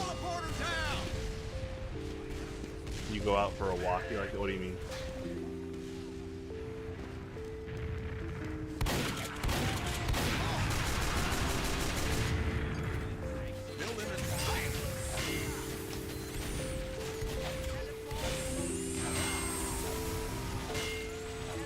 Are you saying? Oh, a walk. Sorry. Sometimes on YouTube, there's a heart that can cover some letters in the chat until like another message is sent. So you're asking if I go to, like, are you asking if I walk every now and then? Okay, I'm gonna put the teleporter on the left side of the truck. Like right here, actually. Teleporter going up.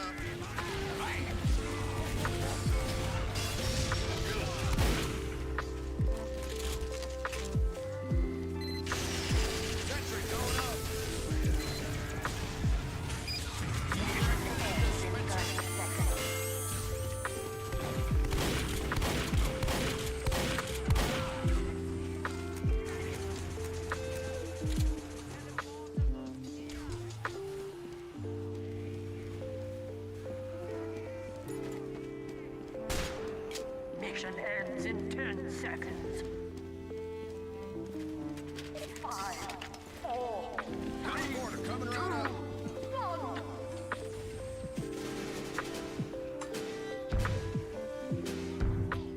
Let's do this.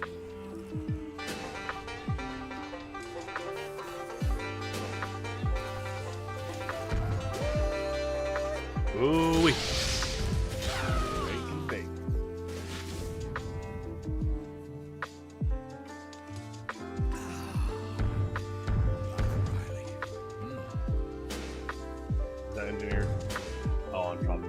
Sounds like a gas station. Right. Just drinking on top of the truck. There you go. Living the good life.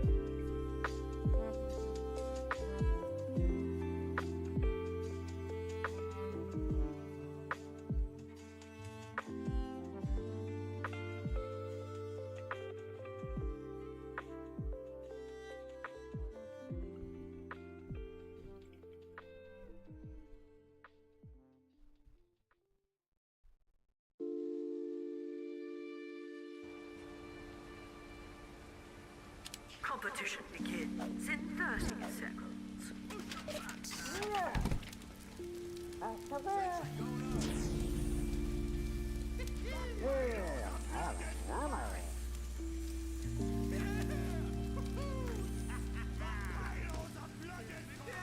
Get ready.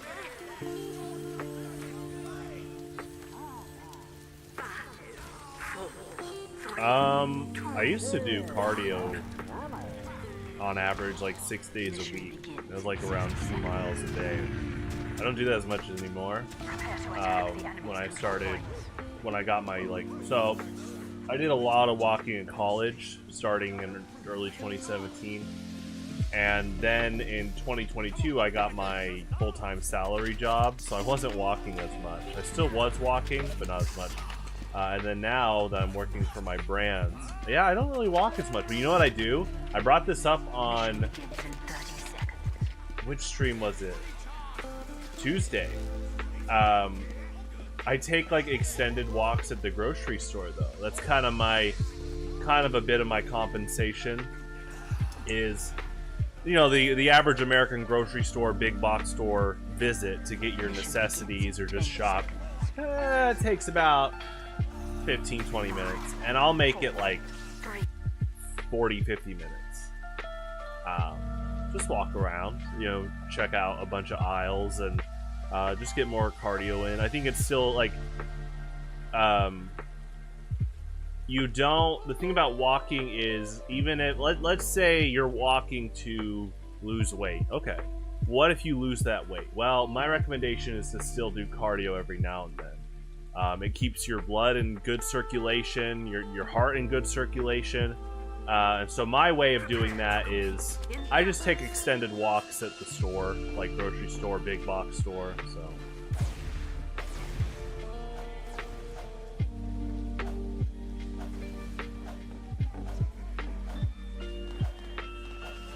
well, I don't understand what your question is.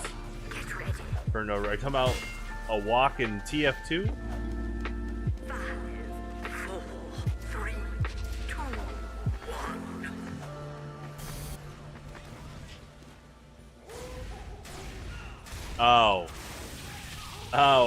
In English, okay, some people call that term stir crazy if you work at home all day. That's a good question. Well,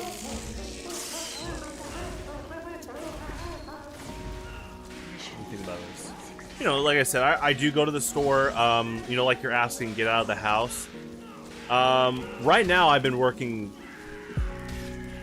a lot because I'm getting this Pokemon update out, but when I'm not doing that and I have a bit more leniency for what I do each day, I mean, yeah, it really still is just like go to the store and walk for a bit, but like you're saying, like walk outside.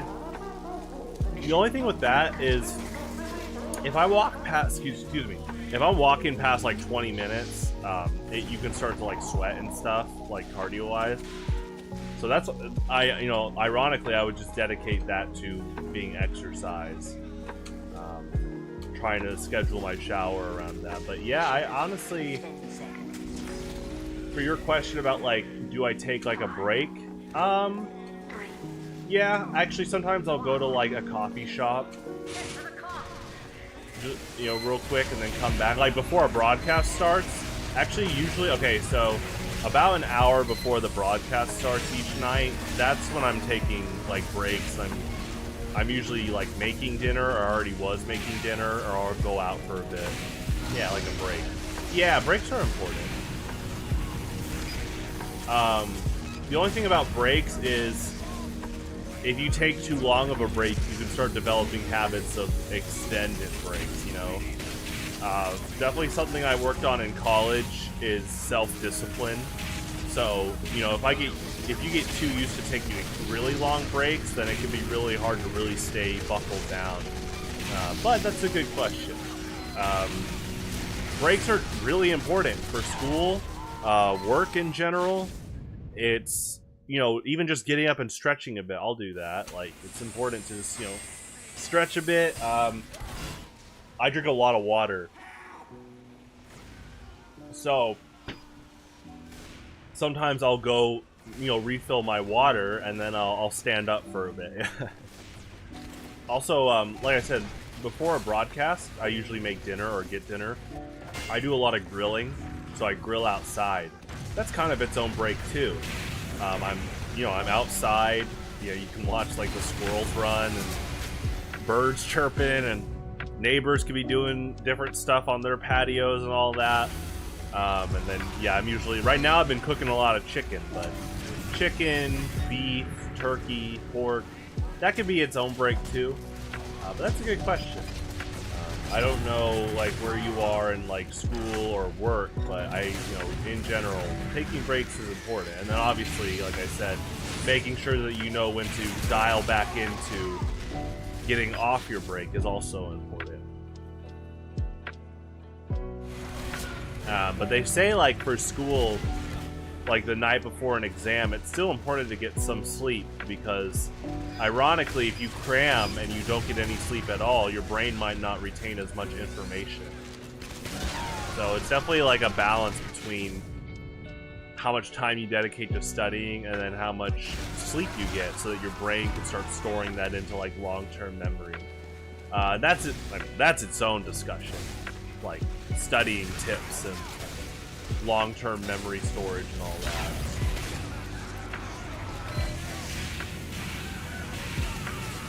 I need to protect our medic. We have 2 medics.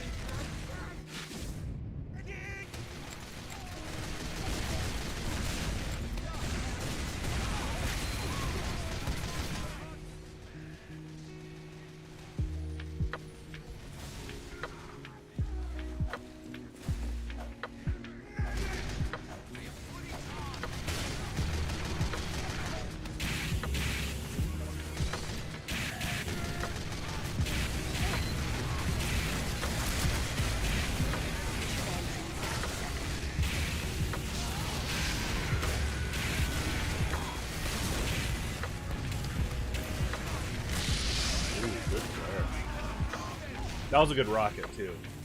I like barely just did not get hit there. Like barely maneuvered outside of that.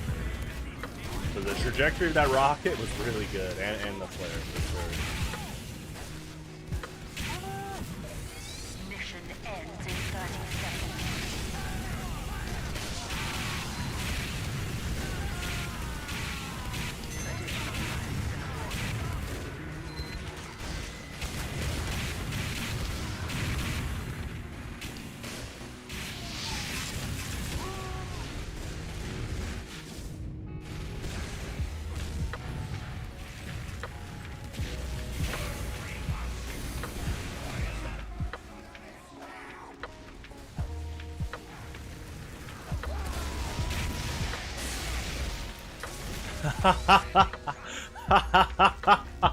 I love that term so much. Okay, so touch some grass. More recent, you know, it's a hybrid, like, it's both a meme term, but it's kind of honestly a literal term at this point, like a saying.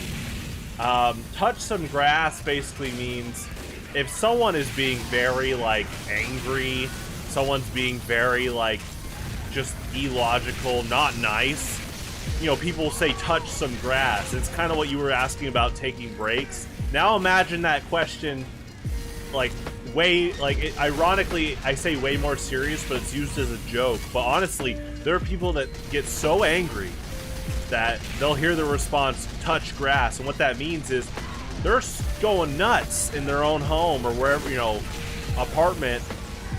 And they need to go outside, hear some birds sing, watch the squirrels jump around, get a breath of fresh air. And they're hoping that by touching grass, by going outside, they'll come back and be more down to earth.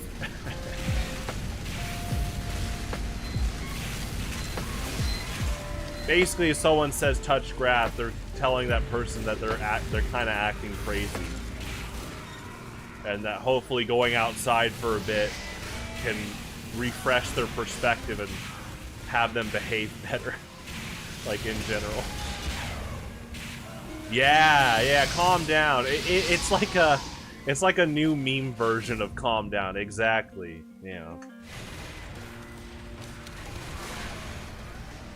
Yeah, unfortunately there are people online that they take themselves too seriously, they get angry all the time, and so I'm really glad that the term touch grass is it's both a meme but also just a sincere statement to some people.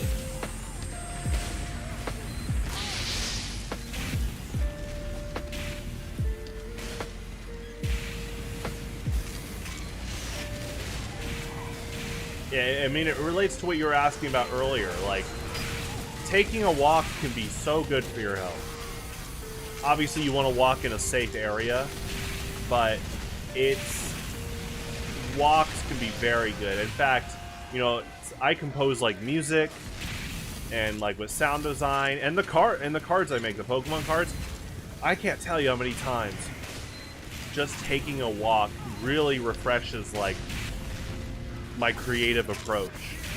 So I definitely can vouch that it's not touching grass, but just going outside can really help kind of refreshing the mind. I also count going to the store like that. You know, there are artists, David Wise, the guy that composed for all 3 Donkey Kong Country games, actually all 5, he's talked about that. Like, he's had some music pop into his head when he like takes a bike ride.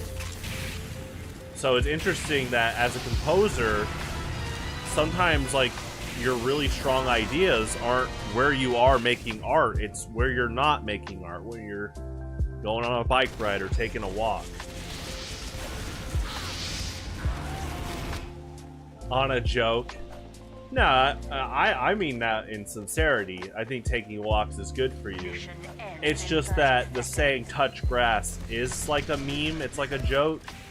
It's just that some people actually should be going outside.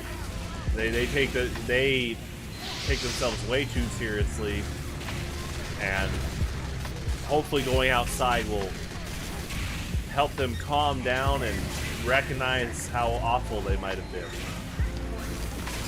Well, if they're getting angry all the time, yeah, hopefully they are recognizing how awful they're being.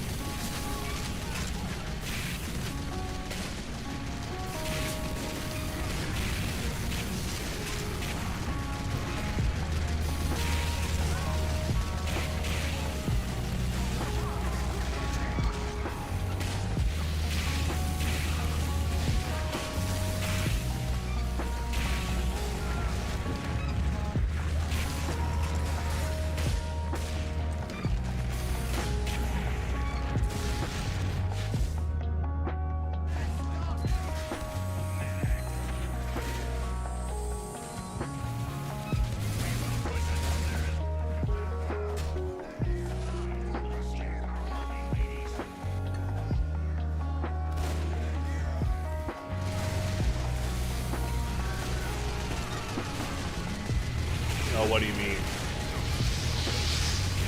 Just like I'm sleeping, but I don't. Come out. Walking?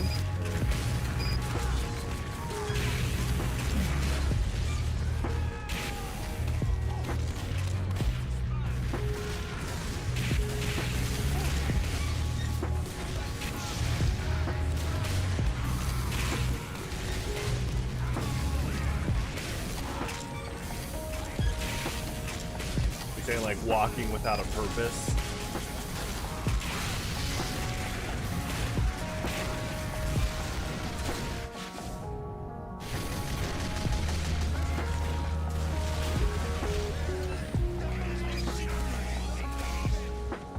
I like his Australian flag there. On his cozy camping.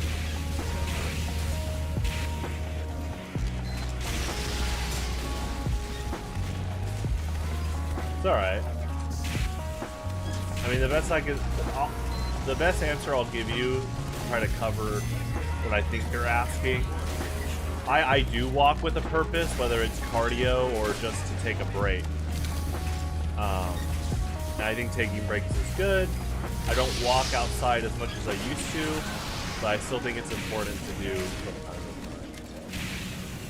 time. The thing is, because I own my own brand, this is definitely like a be your own boss situation.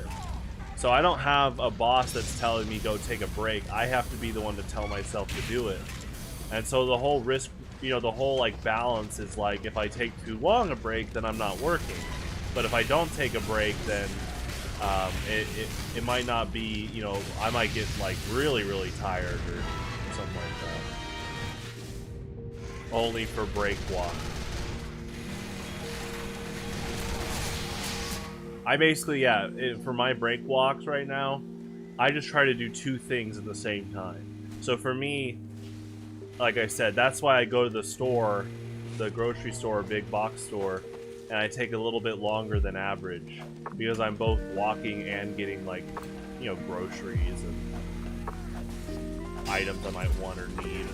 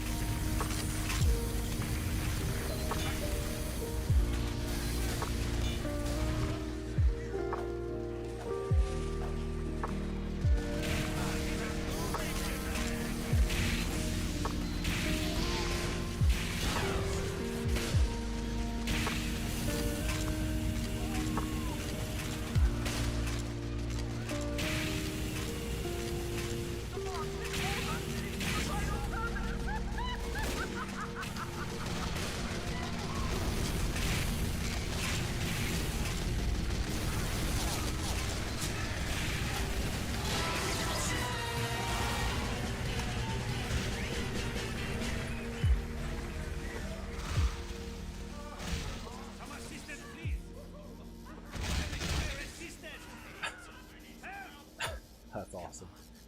I require assistance.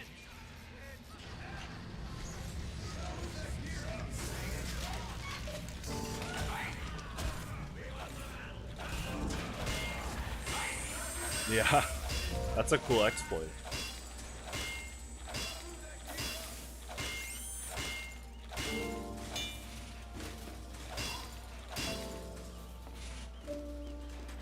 Mission begins in 60 seconds.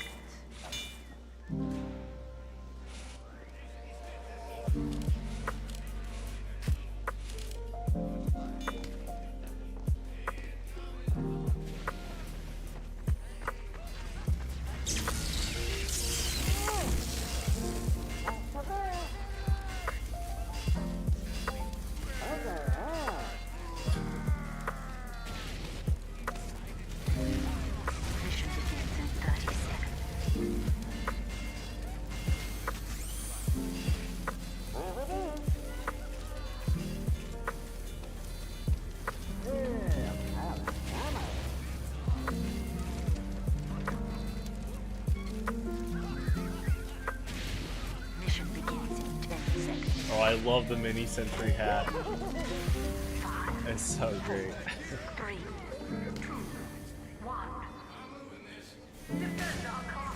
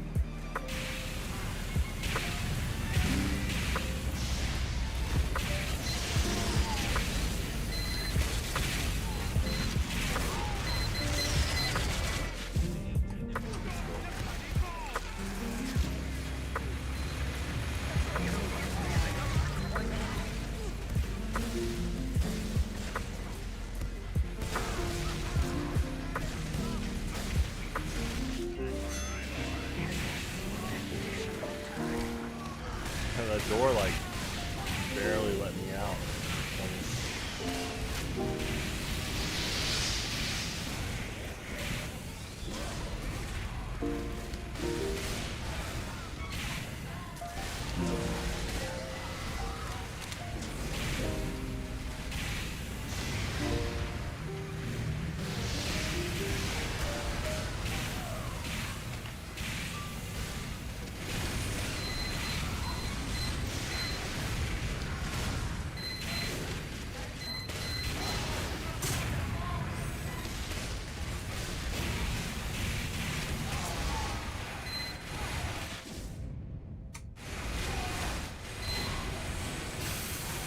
I guess we use the semi-sleeper.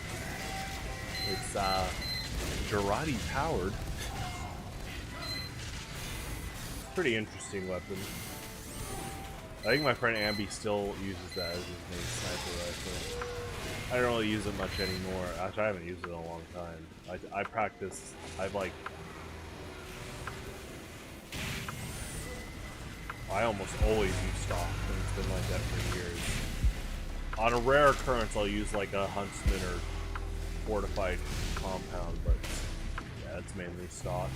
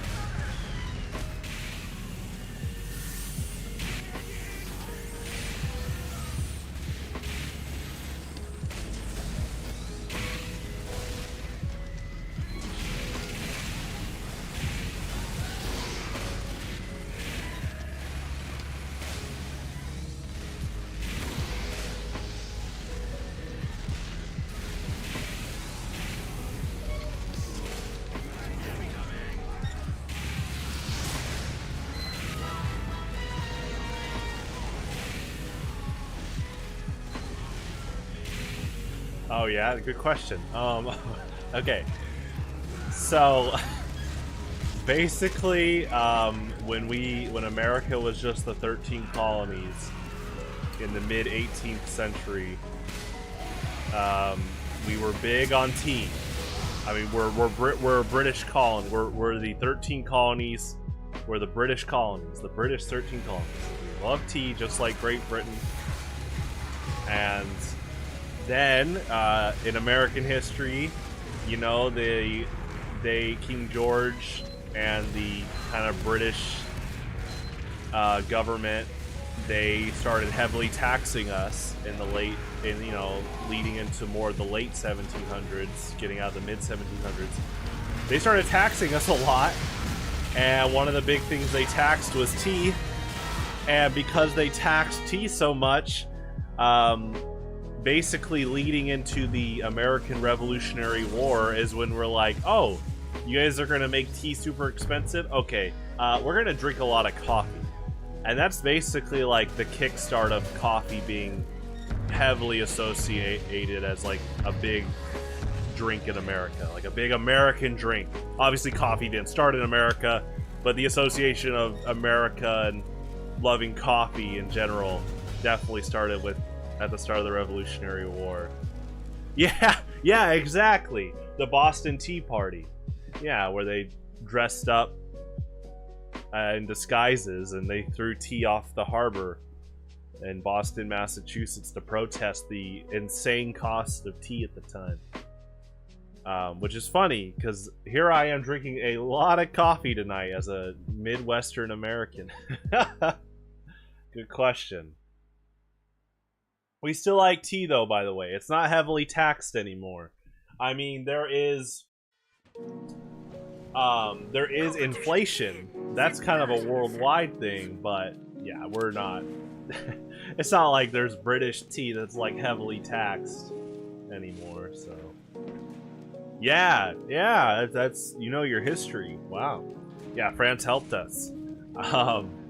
At that time, in the 18th century, you know, France and Great Britain, that's actually kind of the funny part is, well, that's the interesting thing is, throughout the centuries, leading into the last few centuries leading into the 20th century, Great Britain, America, and France were all pretty big kind of enemies. You know, there's some, well, France and America never really were enemies.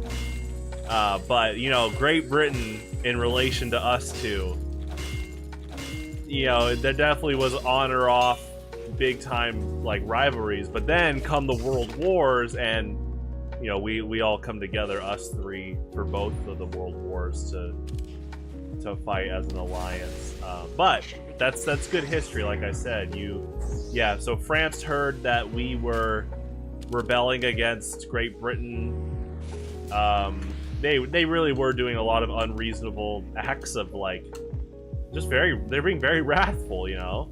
The very like wrathful monarchy at that time, and France heard about it, and they're like, "Oh, we want to help you out. Like, we see what you're doing. Your fight for independence, democracy, you know, for the people."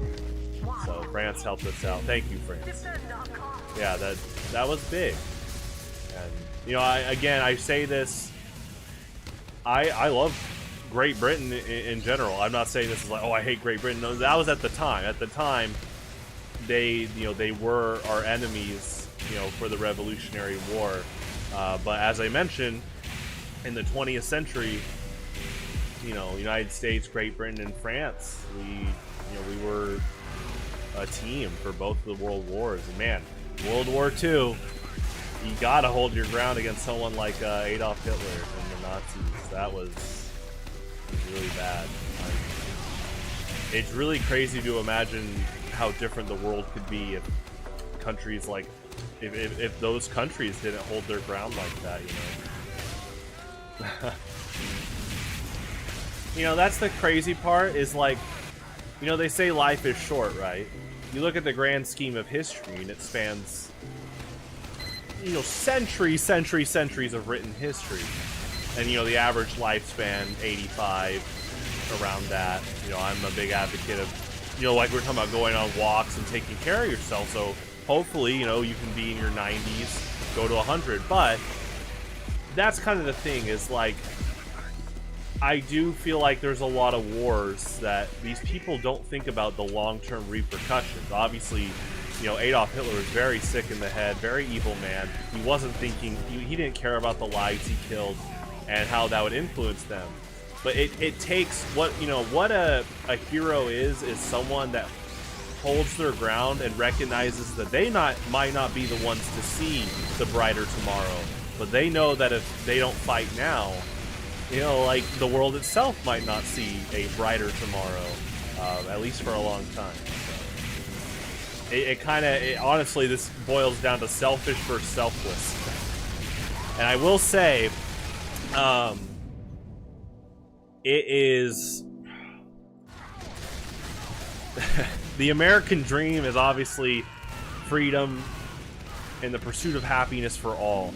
Unfortunately, you know, even in my own country, you know, there can be people consumed by greed, and greed is a very selfish thing.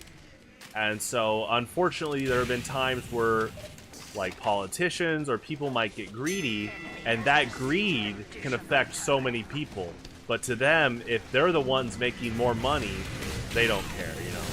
So basically, this overarching discussion is why it's so important to be selfless.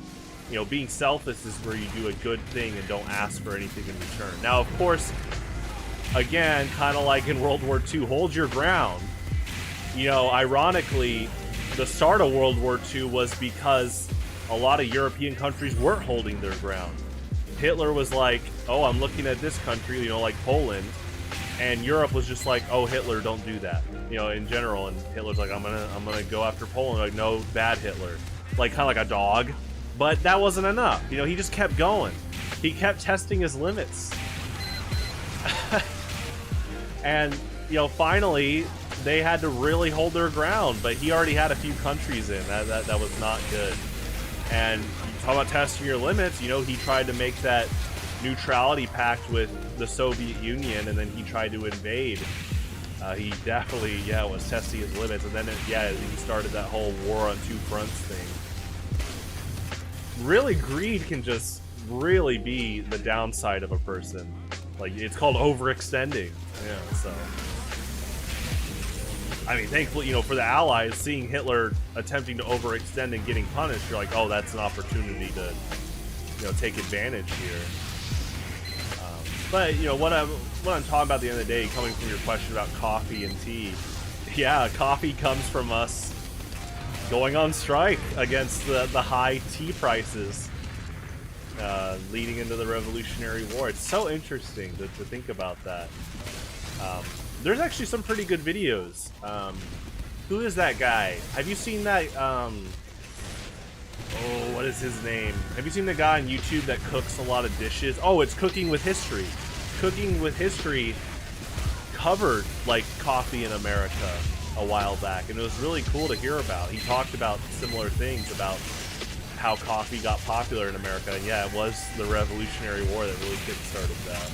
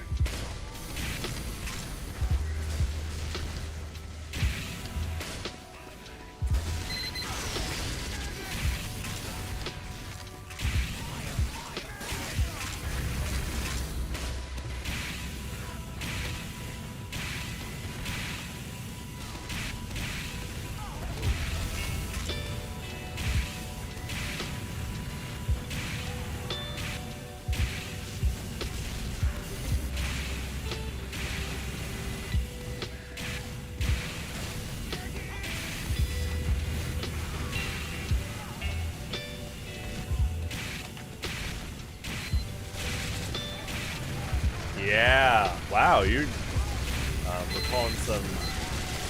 You're doing pretty well at recalling, like, American history. That's really cool of you. Yeah, we had a civil war. Yeah, it was pretty. I mean, it was.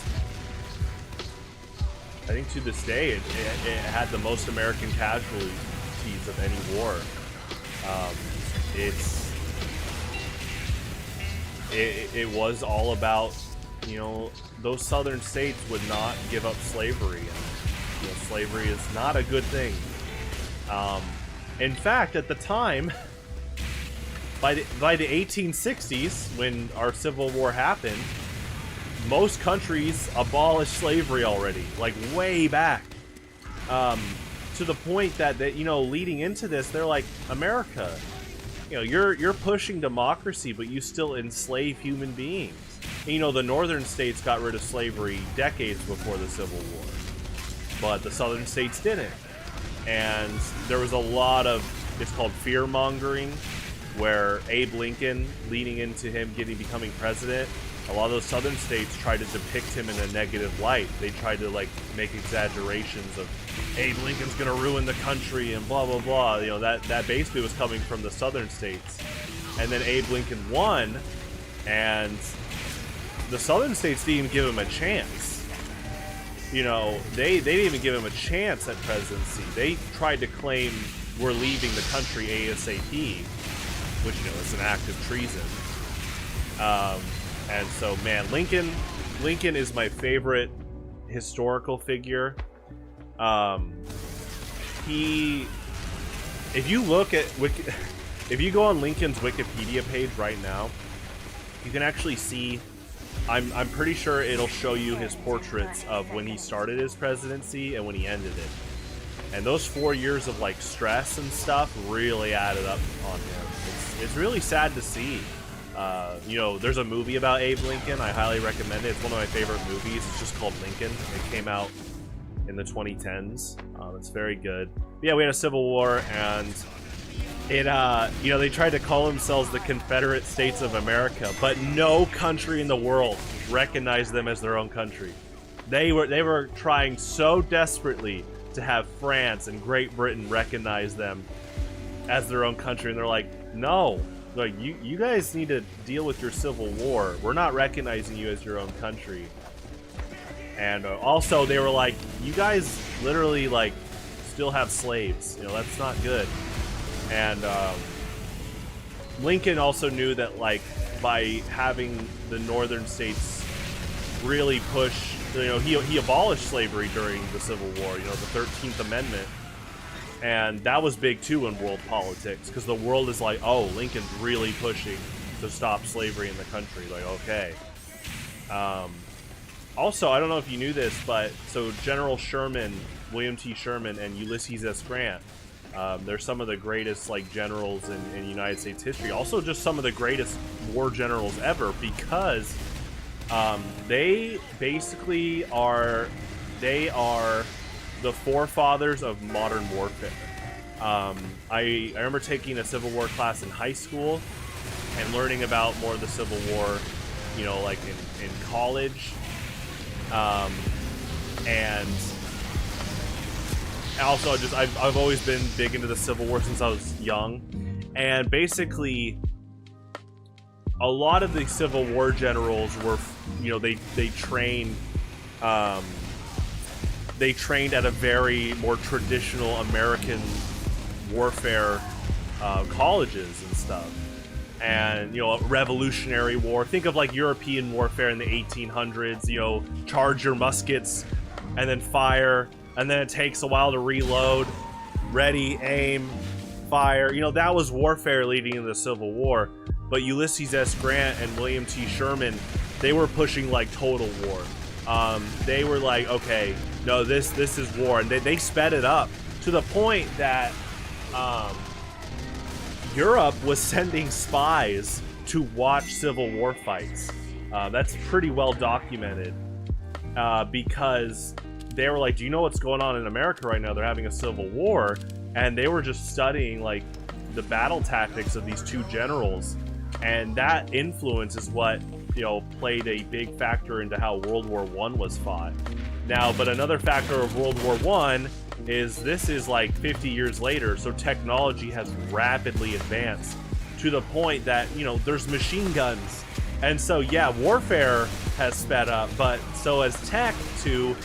Ironically, war has slowed down because the second you stand up, you could be gunned down by a machine gun in World War One. That's why the trenches were so prominent. There was trenches everywhere in World War One because of technology. But yeah, it was Sherman and Grant where people in Europe would go over and study their battle tactics because Sherman was a firm believer in total war.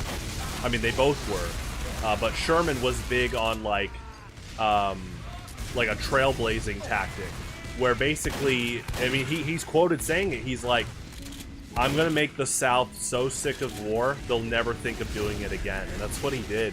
He just went through towns and burned them to the ground. He ripped up railroads, like burned down campsites. Like just waged full total destruction on the South.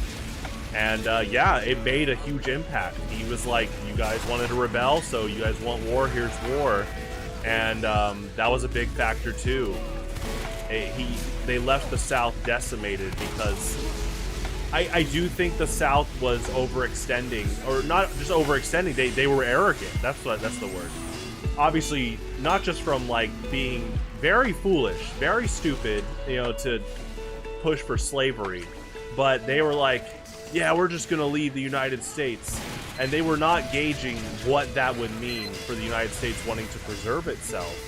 There's that famous quote, "United we stand, divided we fall," and that's true. I think if the North didn't win the Civil War, I don't think we would have been a country to this day. The United States has helped serve as a beacon of, democracy and letting people have a voice. And like I said, we sadly still have our own versions of corruption. But if the North didn't win the Civil War, we just would have kept being enemies for so long. We're right next to each other. And so yeah, Sherman was like, I'm gonna make the South so sick of war, they'll never think about doing something like this again. And yeah, it's just interesting to hear about those. I mean, they were war scouts from Europe, and they were studying how our Civil War went down, and then that led into how kind of World War I was fought. And like I said, technology. I mean, by that time, the airplane was invented, and I don't know if you've ever like learned about like the Wright brothers when they like invented the airplane, but I know that one of the Wright brothers. It's not that he regrets inventing the airplane, but imagine you invent the airplane, and right after you do, like 2 world wars heavily use your invention to kill other people. And so they've I know at least one of the Wright brothers has talked about like it was hard to witness. You make this invention that you think would help push humanity, but it sadly was used to kill a lot of other people. I mean, obviously, the invention of the airplane helps a lot with like airfare travel, but that the Wright brothers didn't live long enough to see mass transportation. But I hope they, I do hope they had enough people tell them like, thank you for making that. It's kind of crazy to think about. They were daring to be like, oh yeah, let's fly. I mean, I know it's been like tried in the past. Like, there's those like, they say that like Leonardo da Vinci had blueprints during the Renaissance era of wanting to make his own flying contraption, but he just didn't have the technology at the time. There wasn't, I mean, motor engines and electricity. So that's very interesting to see. Let's see.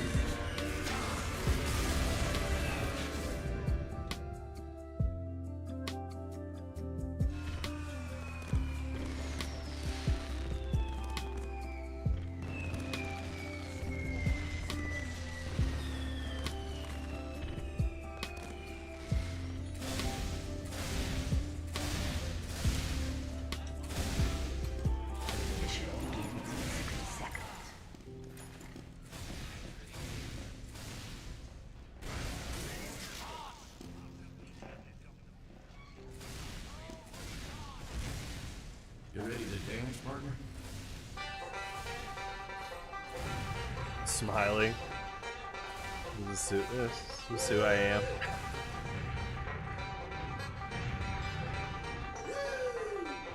Yeah, you just gotta, like I said, I don't think life is short, but I'm a big advocate of try to enjoy every day if you can. So, every day. You know, we can get in the habit of waiting for the weekend, waiting for Friday night. Ooh, that's a good exploit. But back in high school, I learned that it's really important to enjoy every day if you can.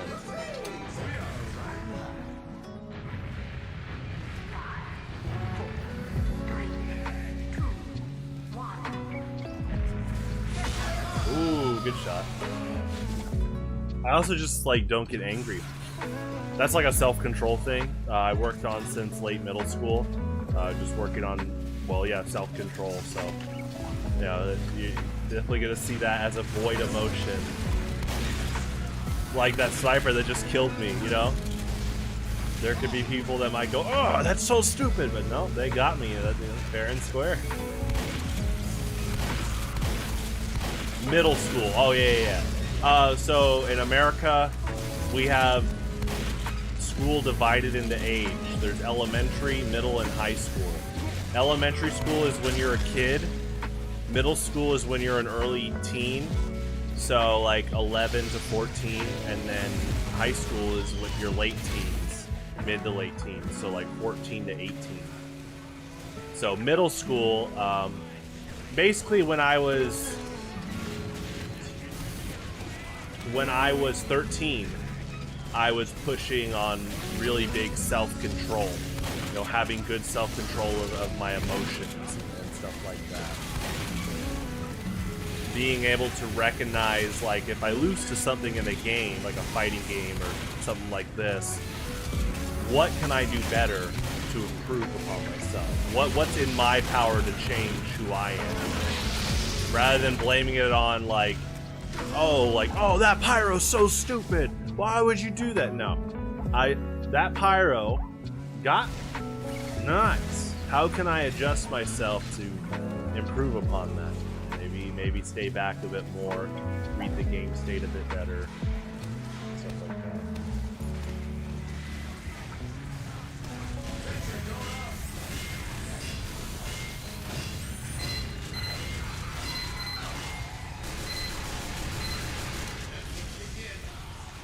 What'd you get? Nice.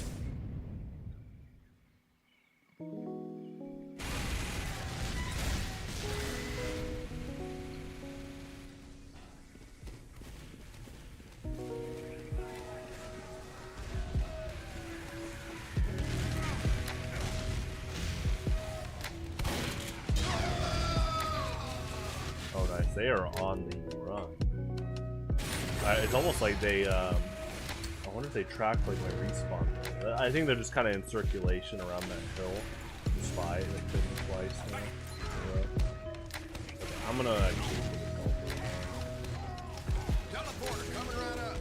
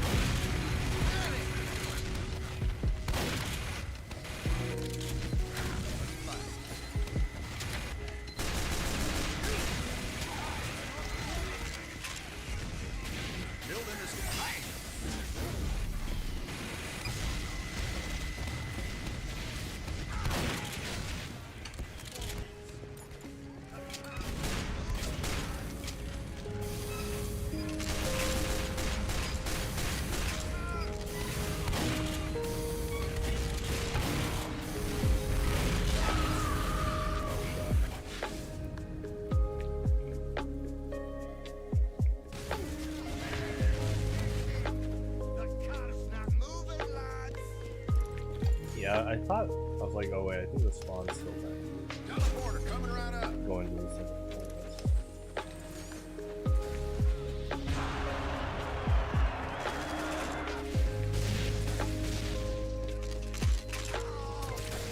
Teleporter going up.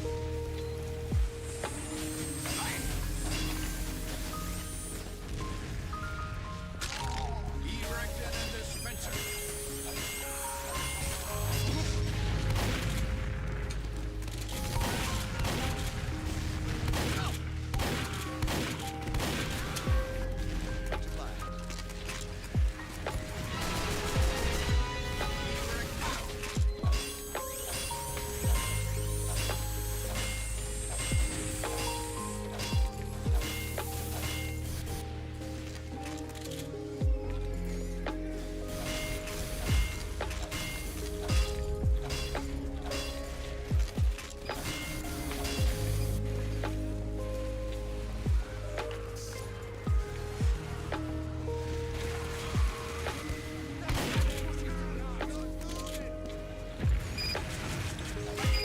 Yeah, kind of in general. Just like health checkups, health medicine in general. A lot of it is maintained. A lot of it is kind of influenced by like American insurance companies, and unfortunately, if multiple insurance companies get really greedy, it can be really hard to have like very affordable medicine and healthcare in general. To the point that Mark Cuban, you know, he's a billionaire. He's on Shark Tank. He recently pushed for his own company, and the priority was to have more affordable medicine, and specifically this was insulin for people that have diabetes. And he wants to put it at a very low price because basically the American medicine market can like really be high in the price range. And so what he's doing is, because it doesn't cost as much, you know, the cost of insulin is a lot lower than someone might think, judging by our prices, and so he's taking advantage that it's not as expensive as it seems, and so he's charging it for less. And so we're hoping that because he does that, other companies are going to have to lower their prices to compete. That's what it takes right now.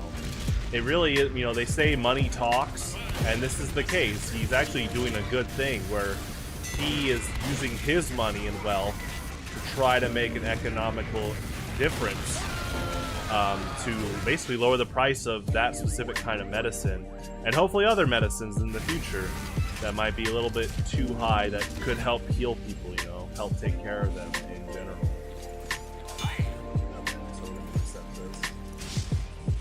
Teleporter coming right up.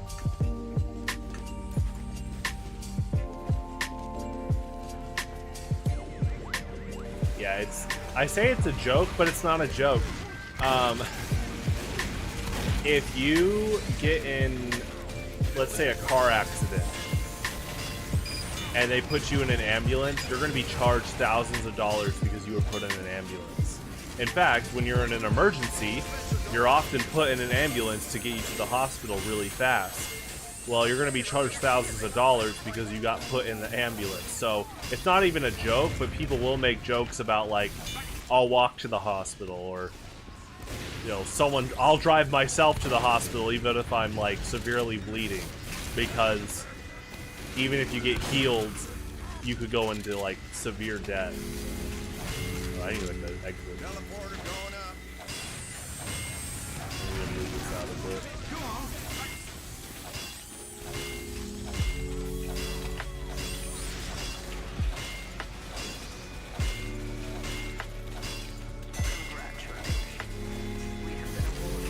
I'm moving this. Yeah, that's kind of the catch. It's called a catch-22. It's a saying where it's like, it's basically a trade-off. You get this, but this happens, and in this case, you get rushed to the hospital to potentially save your life, but you're gonna go into potentially a lot of debt for maybe a long time. Yeah, it's pretty crazy. And in order to get insurance, like pretty good insurance for your health, you need to be working like a full-time job in a lot of cases. And then those companies pay a big fee to have their employees covered for insurance. But if you're an independent business person, like if you own your own store, or like in my case, I'm you know, doing my own brand, you have to join basically like an independent group, and you pay a fee each month to have at least like basic levels of insurance. Basically, what I was mentioning earlier about how one of America's biggest problems is greed. Ironically, the health industry has a decent amount of that. It's actually kind of crazy to think about, because like you're realizing that they have a hold on ambulances, and ambulances save lives because they get people to the hospital faster. The fact that there are people that were able to take advantage of them making a ton of money off of a very needed necessity. Yikes, you know? You would hope that we'd have a system that could just help people in general for like healing and stuff. You know, we're really venturing into economics and all that. But I hope it gets better, but it's gonna have to be more of what Mark Cuban did. We're gonna have to have some pretty rich people, or people with a lot of money that want to make a difference in the world, and they're not in it to make a ton of money, they're in it to make a change. And so what Mark Cuban's doing is he's like, I'm gonna make insulin way less. And that's gonna get the competitors to have to lower their prices, or else they might go out of business. You know, the push or shove. How do you do that with ambulances? It'd have to be some like crazy insurance company that's like basically free. We'll cover your ambulance travel, you know. Mr. Beast, you know what? I know Mr. Beast is like, his name is used for like memes, but honestly, yeah, kind of like Mr. Beast. He actually could. I could see him doing that. That's a good point. I know he has like a chocolate bar. I've seen like his chocolate bar like at Walmart, right? He has a chocolate bar. I've seen his burger sold at our baseball team stadium in Kansas City, the Royals. So, I mean, he could do that. You know, it's a lot of money, but he definitely has a lot of money. So, yeah, I guess someone like Mr. Beast could also do something like that. Now, he doesn't have as much as, like, Mark Cuban right now, but that's an interesting notion. You know, he could try to do that. He wants to be president. I don't know too much about him. I can't really voice my opinion right now. I mean, that's why we have presidential campaigns, is you have this long, well, campaign, and as a citizen, I listen to what their policies are going to be, or what their viewpoints are, and then whoever I want as president, I use with my vote, if I go vote. Which, you know, is a big thing. You know, as an American, so many people sacrifice their lives for us to do this thing, so it definitely is a very respectful thing to go vote. So if Mr. Beast ran for president, this is my last map, by the way, so I'm going to do a full map, so not just one round, but this will be my last map. So if Mr. Beast ran for president, I mean, I'd listen to his policies. I don't want to dismiss him as a joke. He probably would be better than Donald Trump. Which isn't saying a ton, but I just don't know too much about him, other than like he's a very famous like YouTuber, and he's got his own like chocolate bar and hamburger. I know that I heard he tried to sue like a company involved in making his hamburgers. Supposedly, I guess people were complaining that his burgers weren't as good as the advertising was saying, and he's actually trying to sue his own, I guess, partner that made the burgers, saying this is like misadvertising. So that'll be interesting to see what happens there.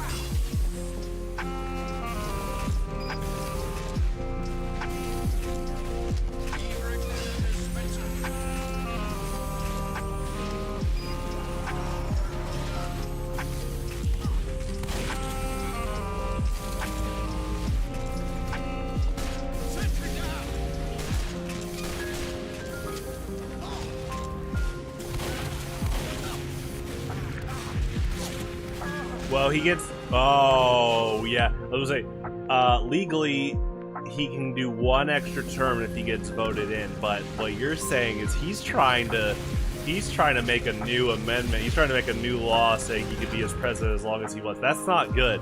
There's a reason that was made.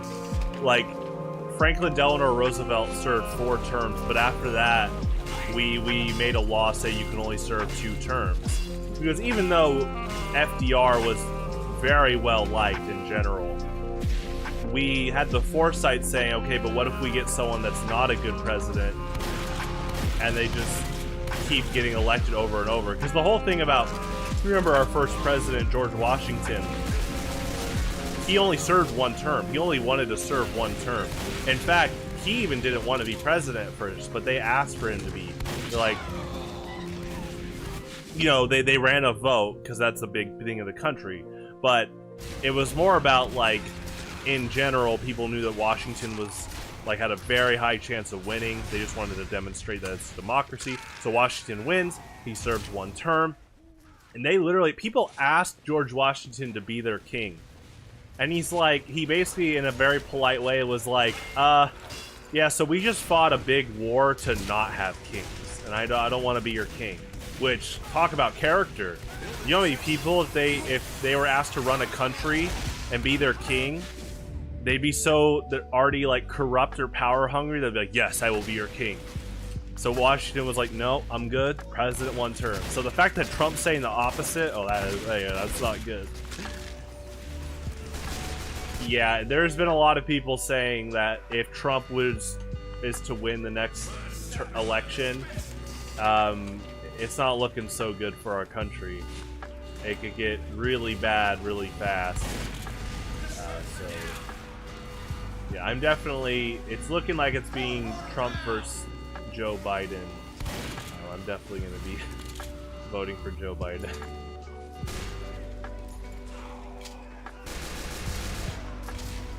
It's like, you know, I want to say, like...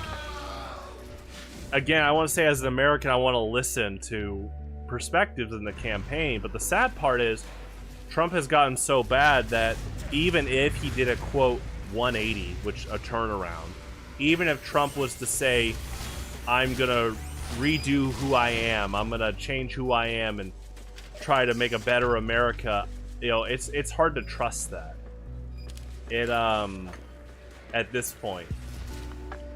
So I don't want to be closed-minded, but you know, even at this point, it's gotten to the point that Trump has lost the trust of so many Americans that even if he were to say, I mean, he could say like, "Oh, I'll give every American $100,000 a year," and it's like, yeah, I don't trust you, and it's just like the fact that he basically, I mean,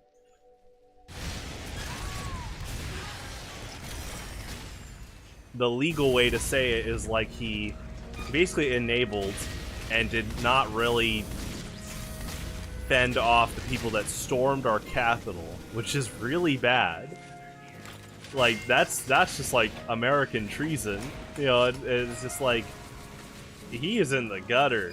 It's hard to even like think what would he have to do to redeem himself as a person, and it's just like, yeah, it's just like being sound, you can't even trust him going into this presidency. No matter, like, even if he were to say like, I'm actually gonna make world peace, you know, which is a big statement already, but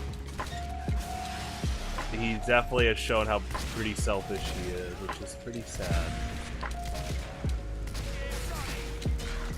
Yeah, that's coming up in November.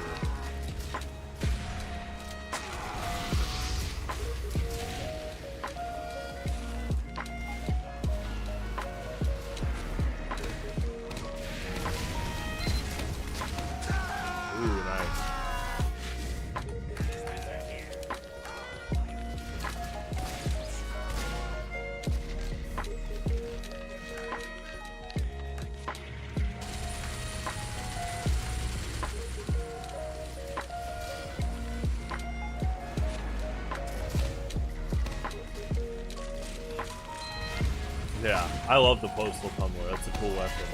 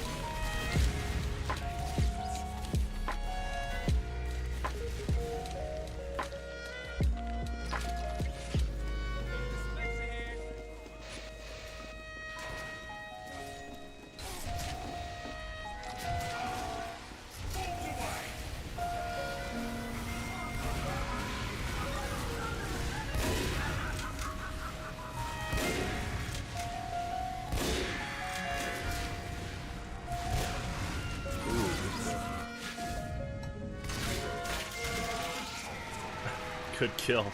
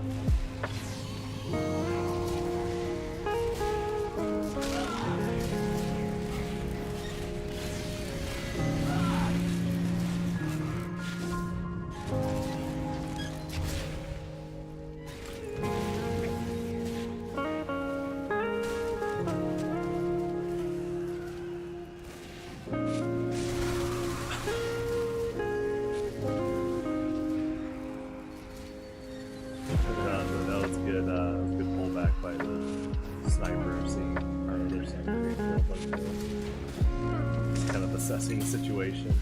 Looks like they still are.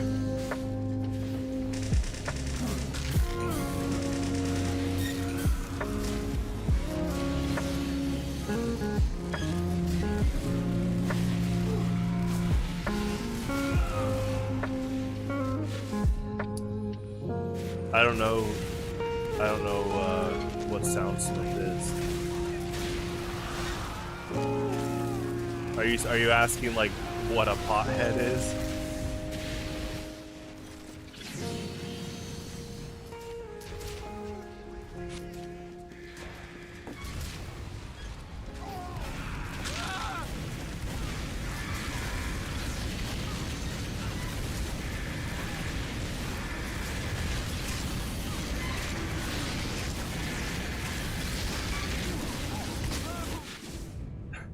That's a good backstab.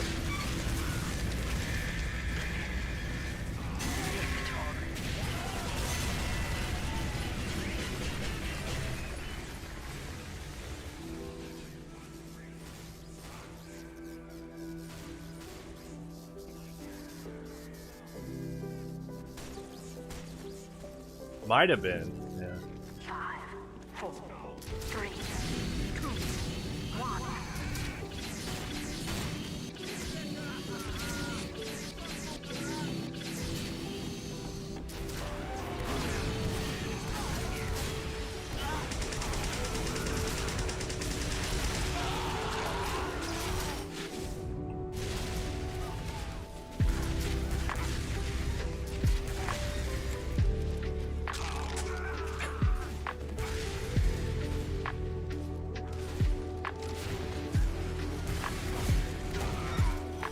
I love the Becker bazooka.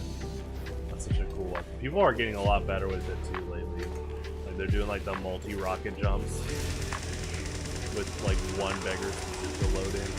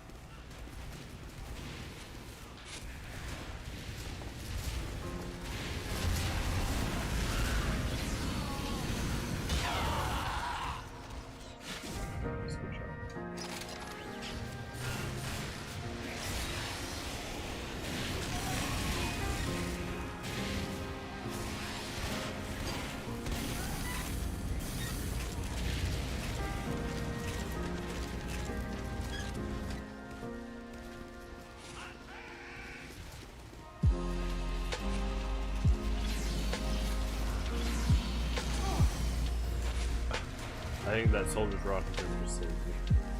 Potential kill from that fire. Maybe. They might have already did the max damage though. I don't think I had like a head stomp hit though.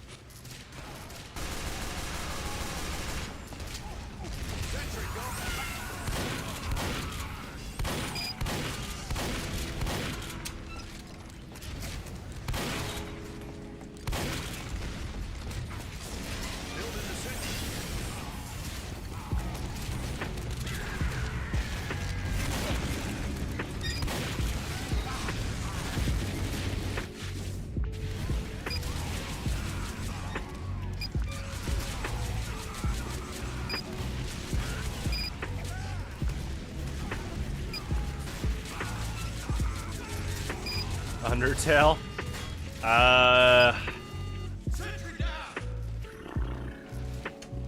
I've probably played it for like 20 minutes. I've played. My brother wanted me to like beat a boss or like work on a boss fight for them, but that was it.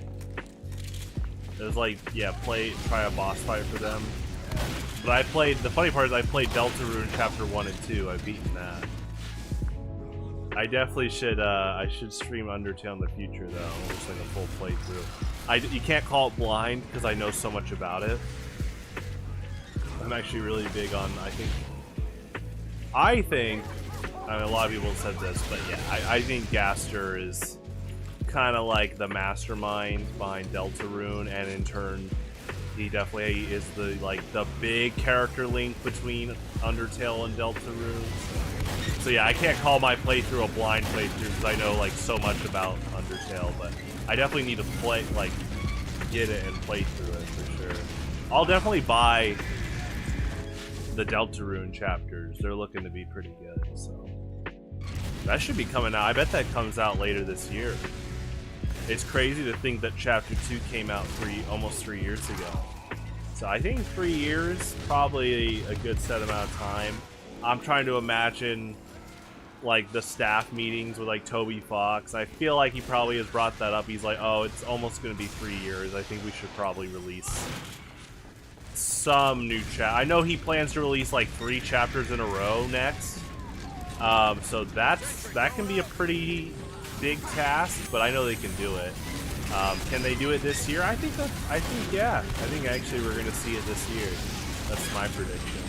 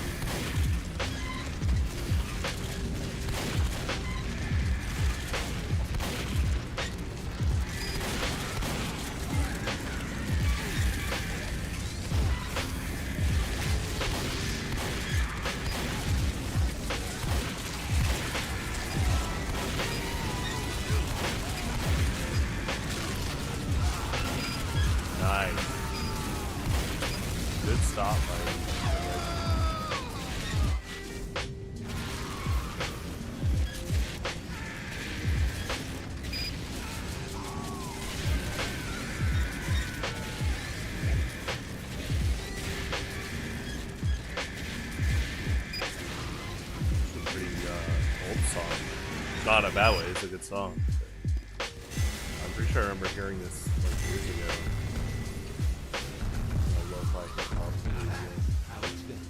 All right, that is it for today.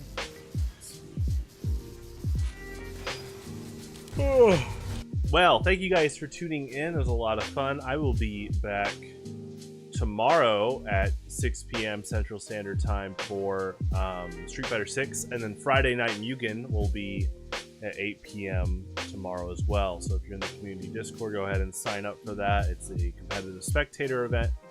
Again, thank you guys for tuning in. Stay safe out there. Have a good one. Adios.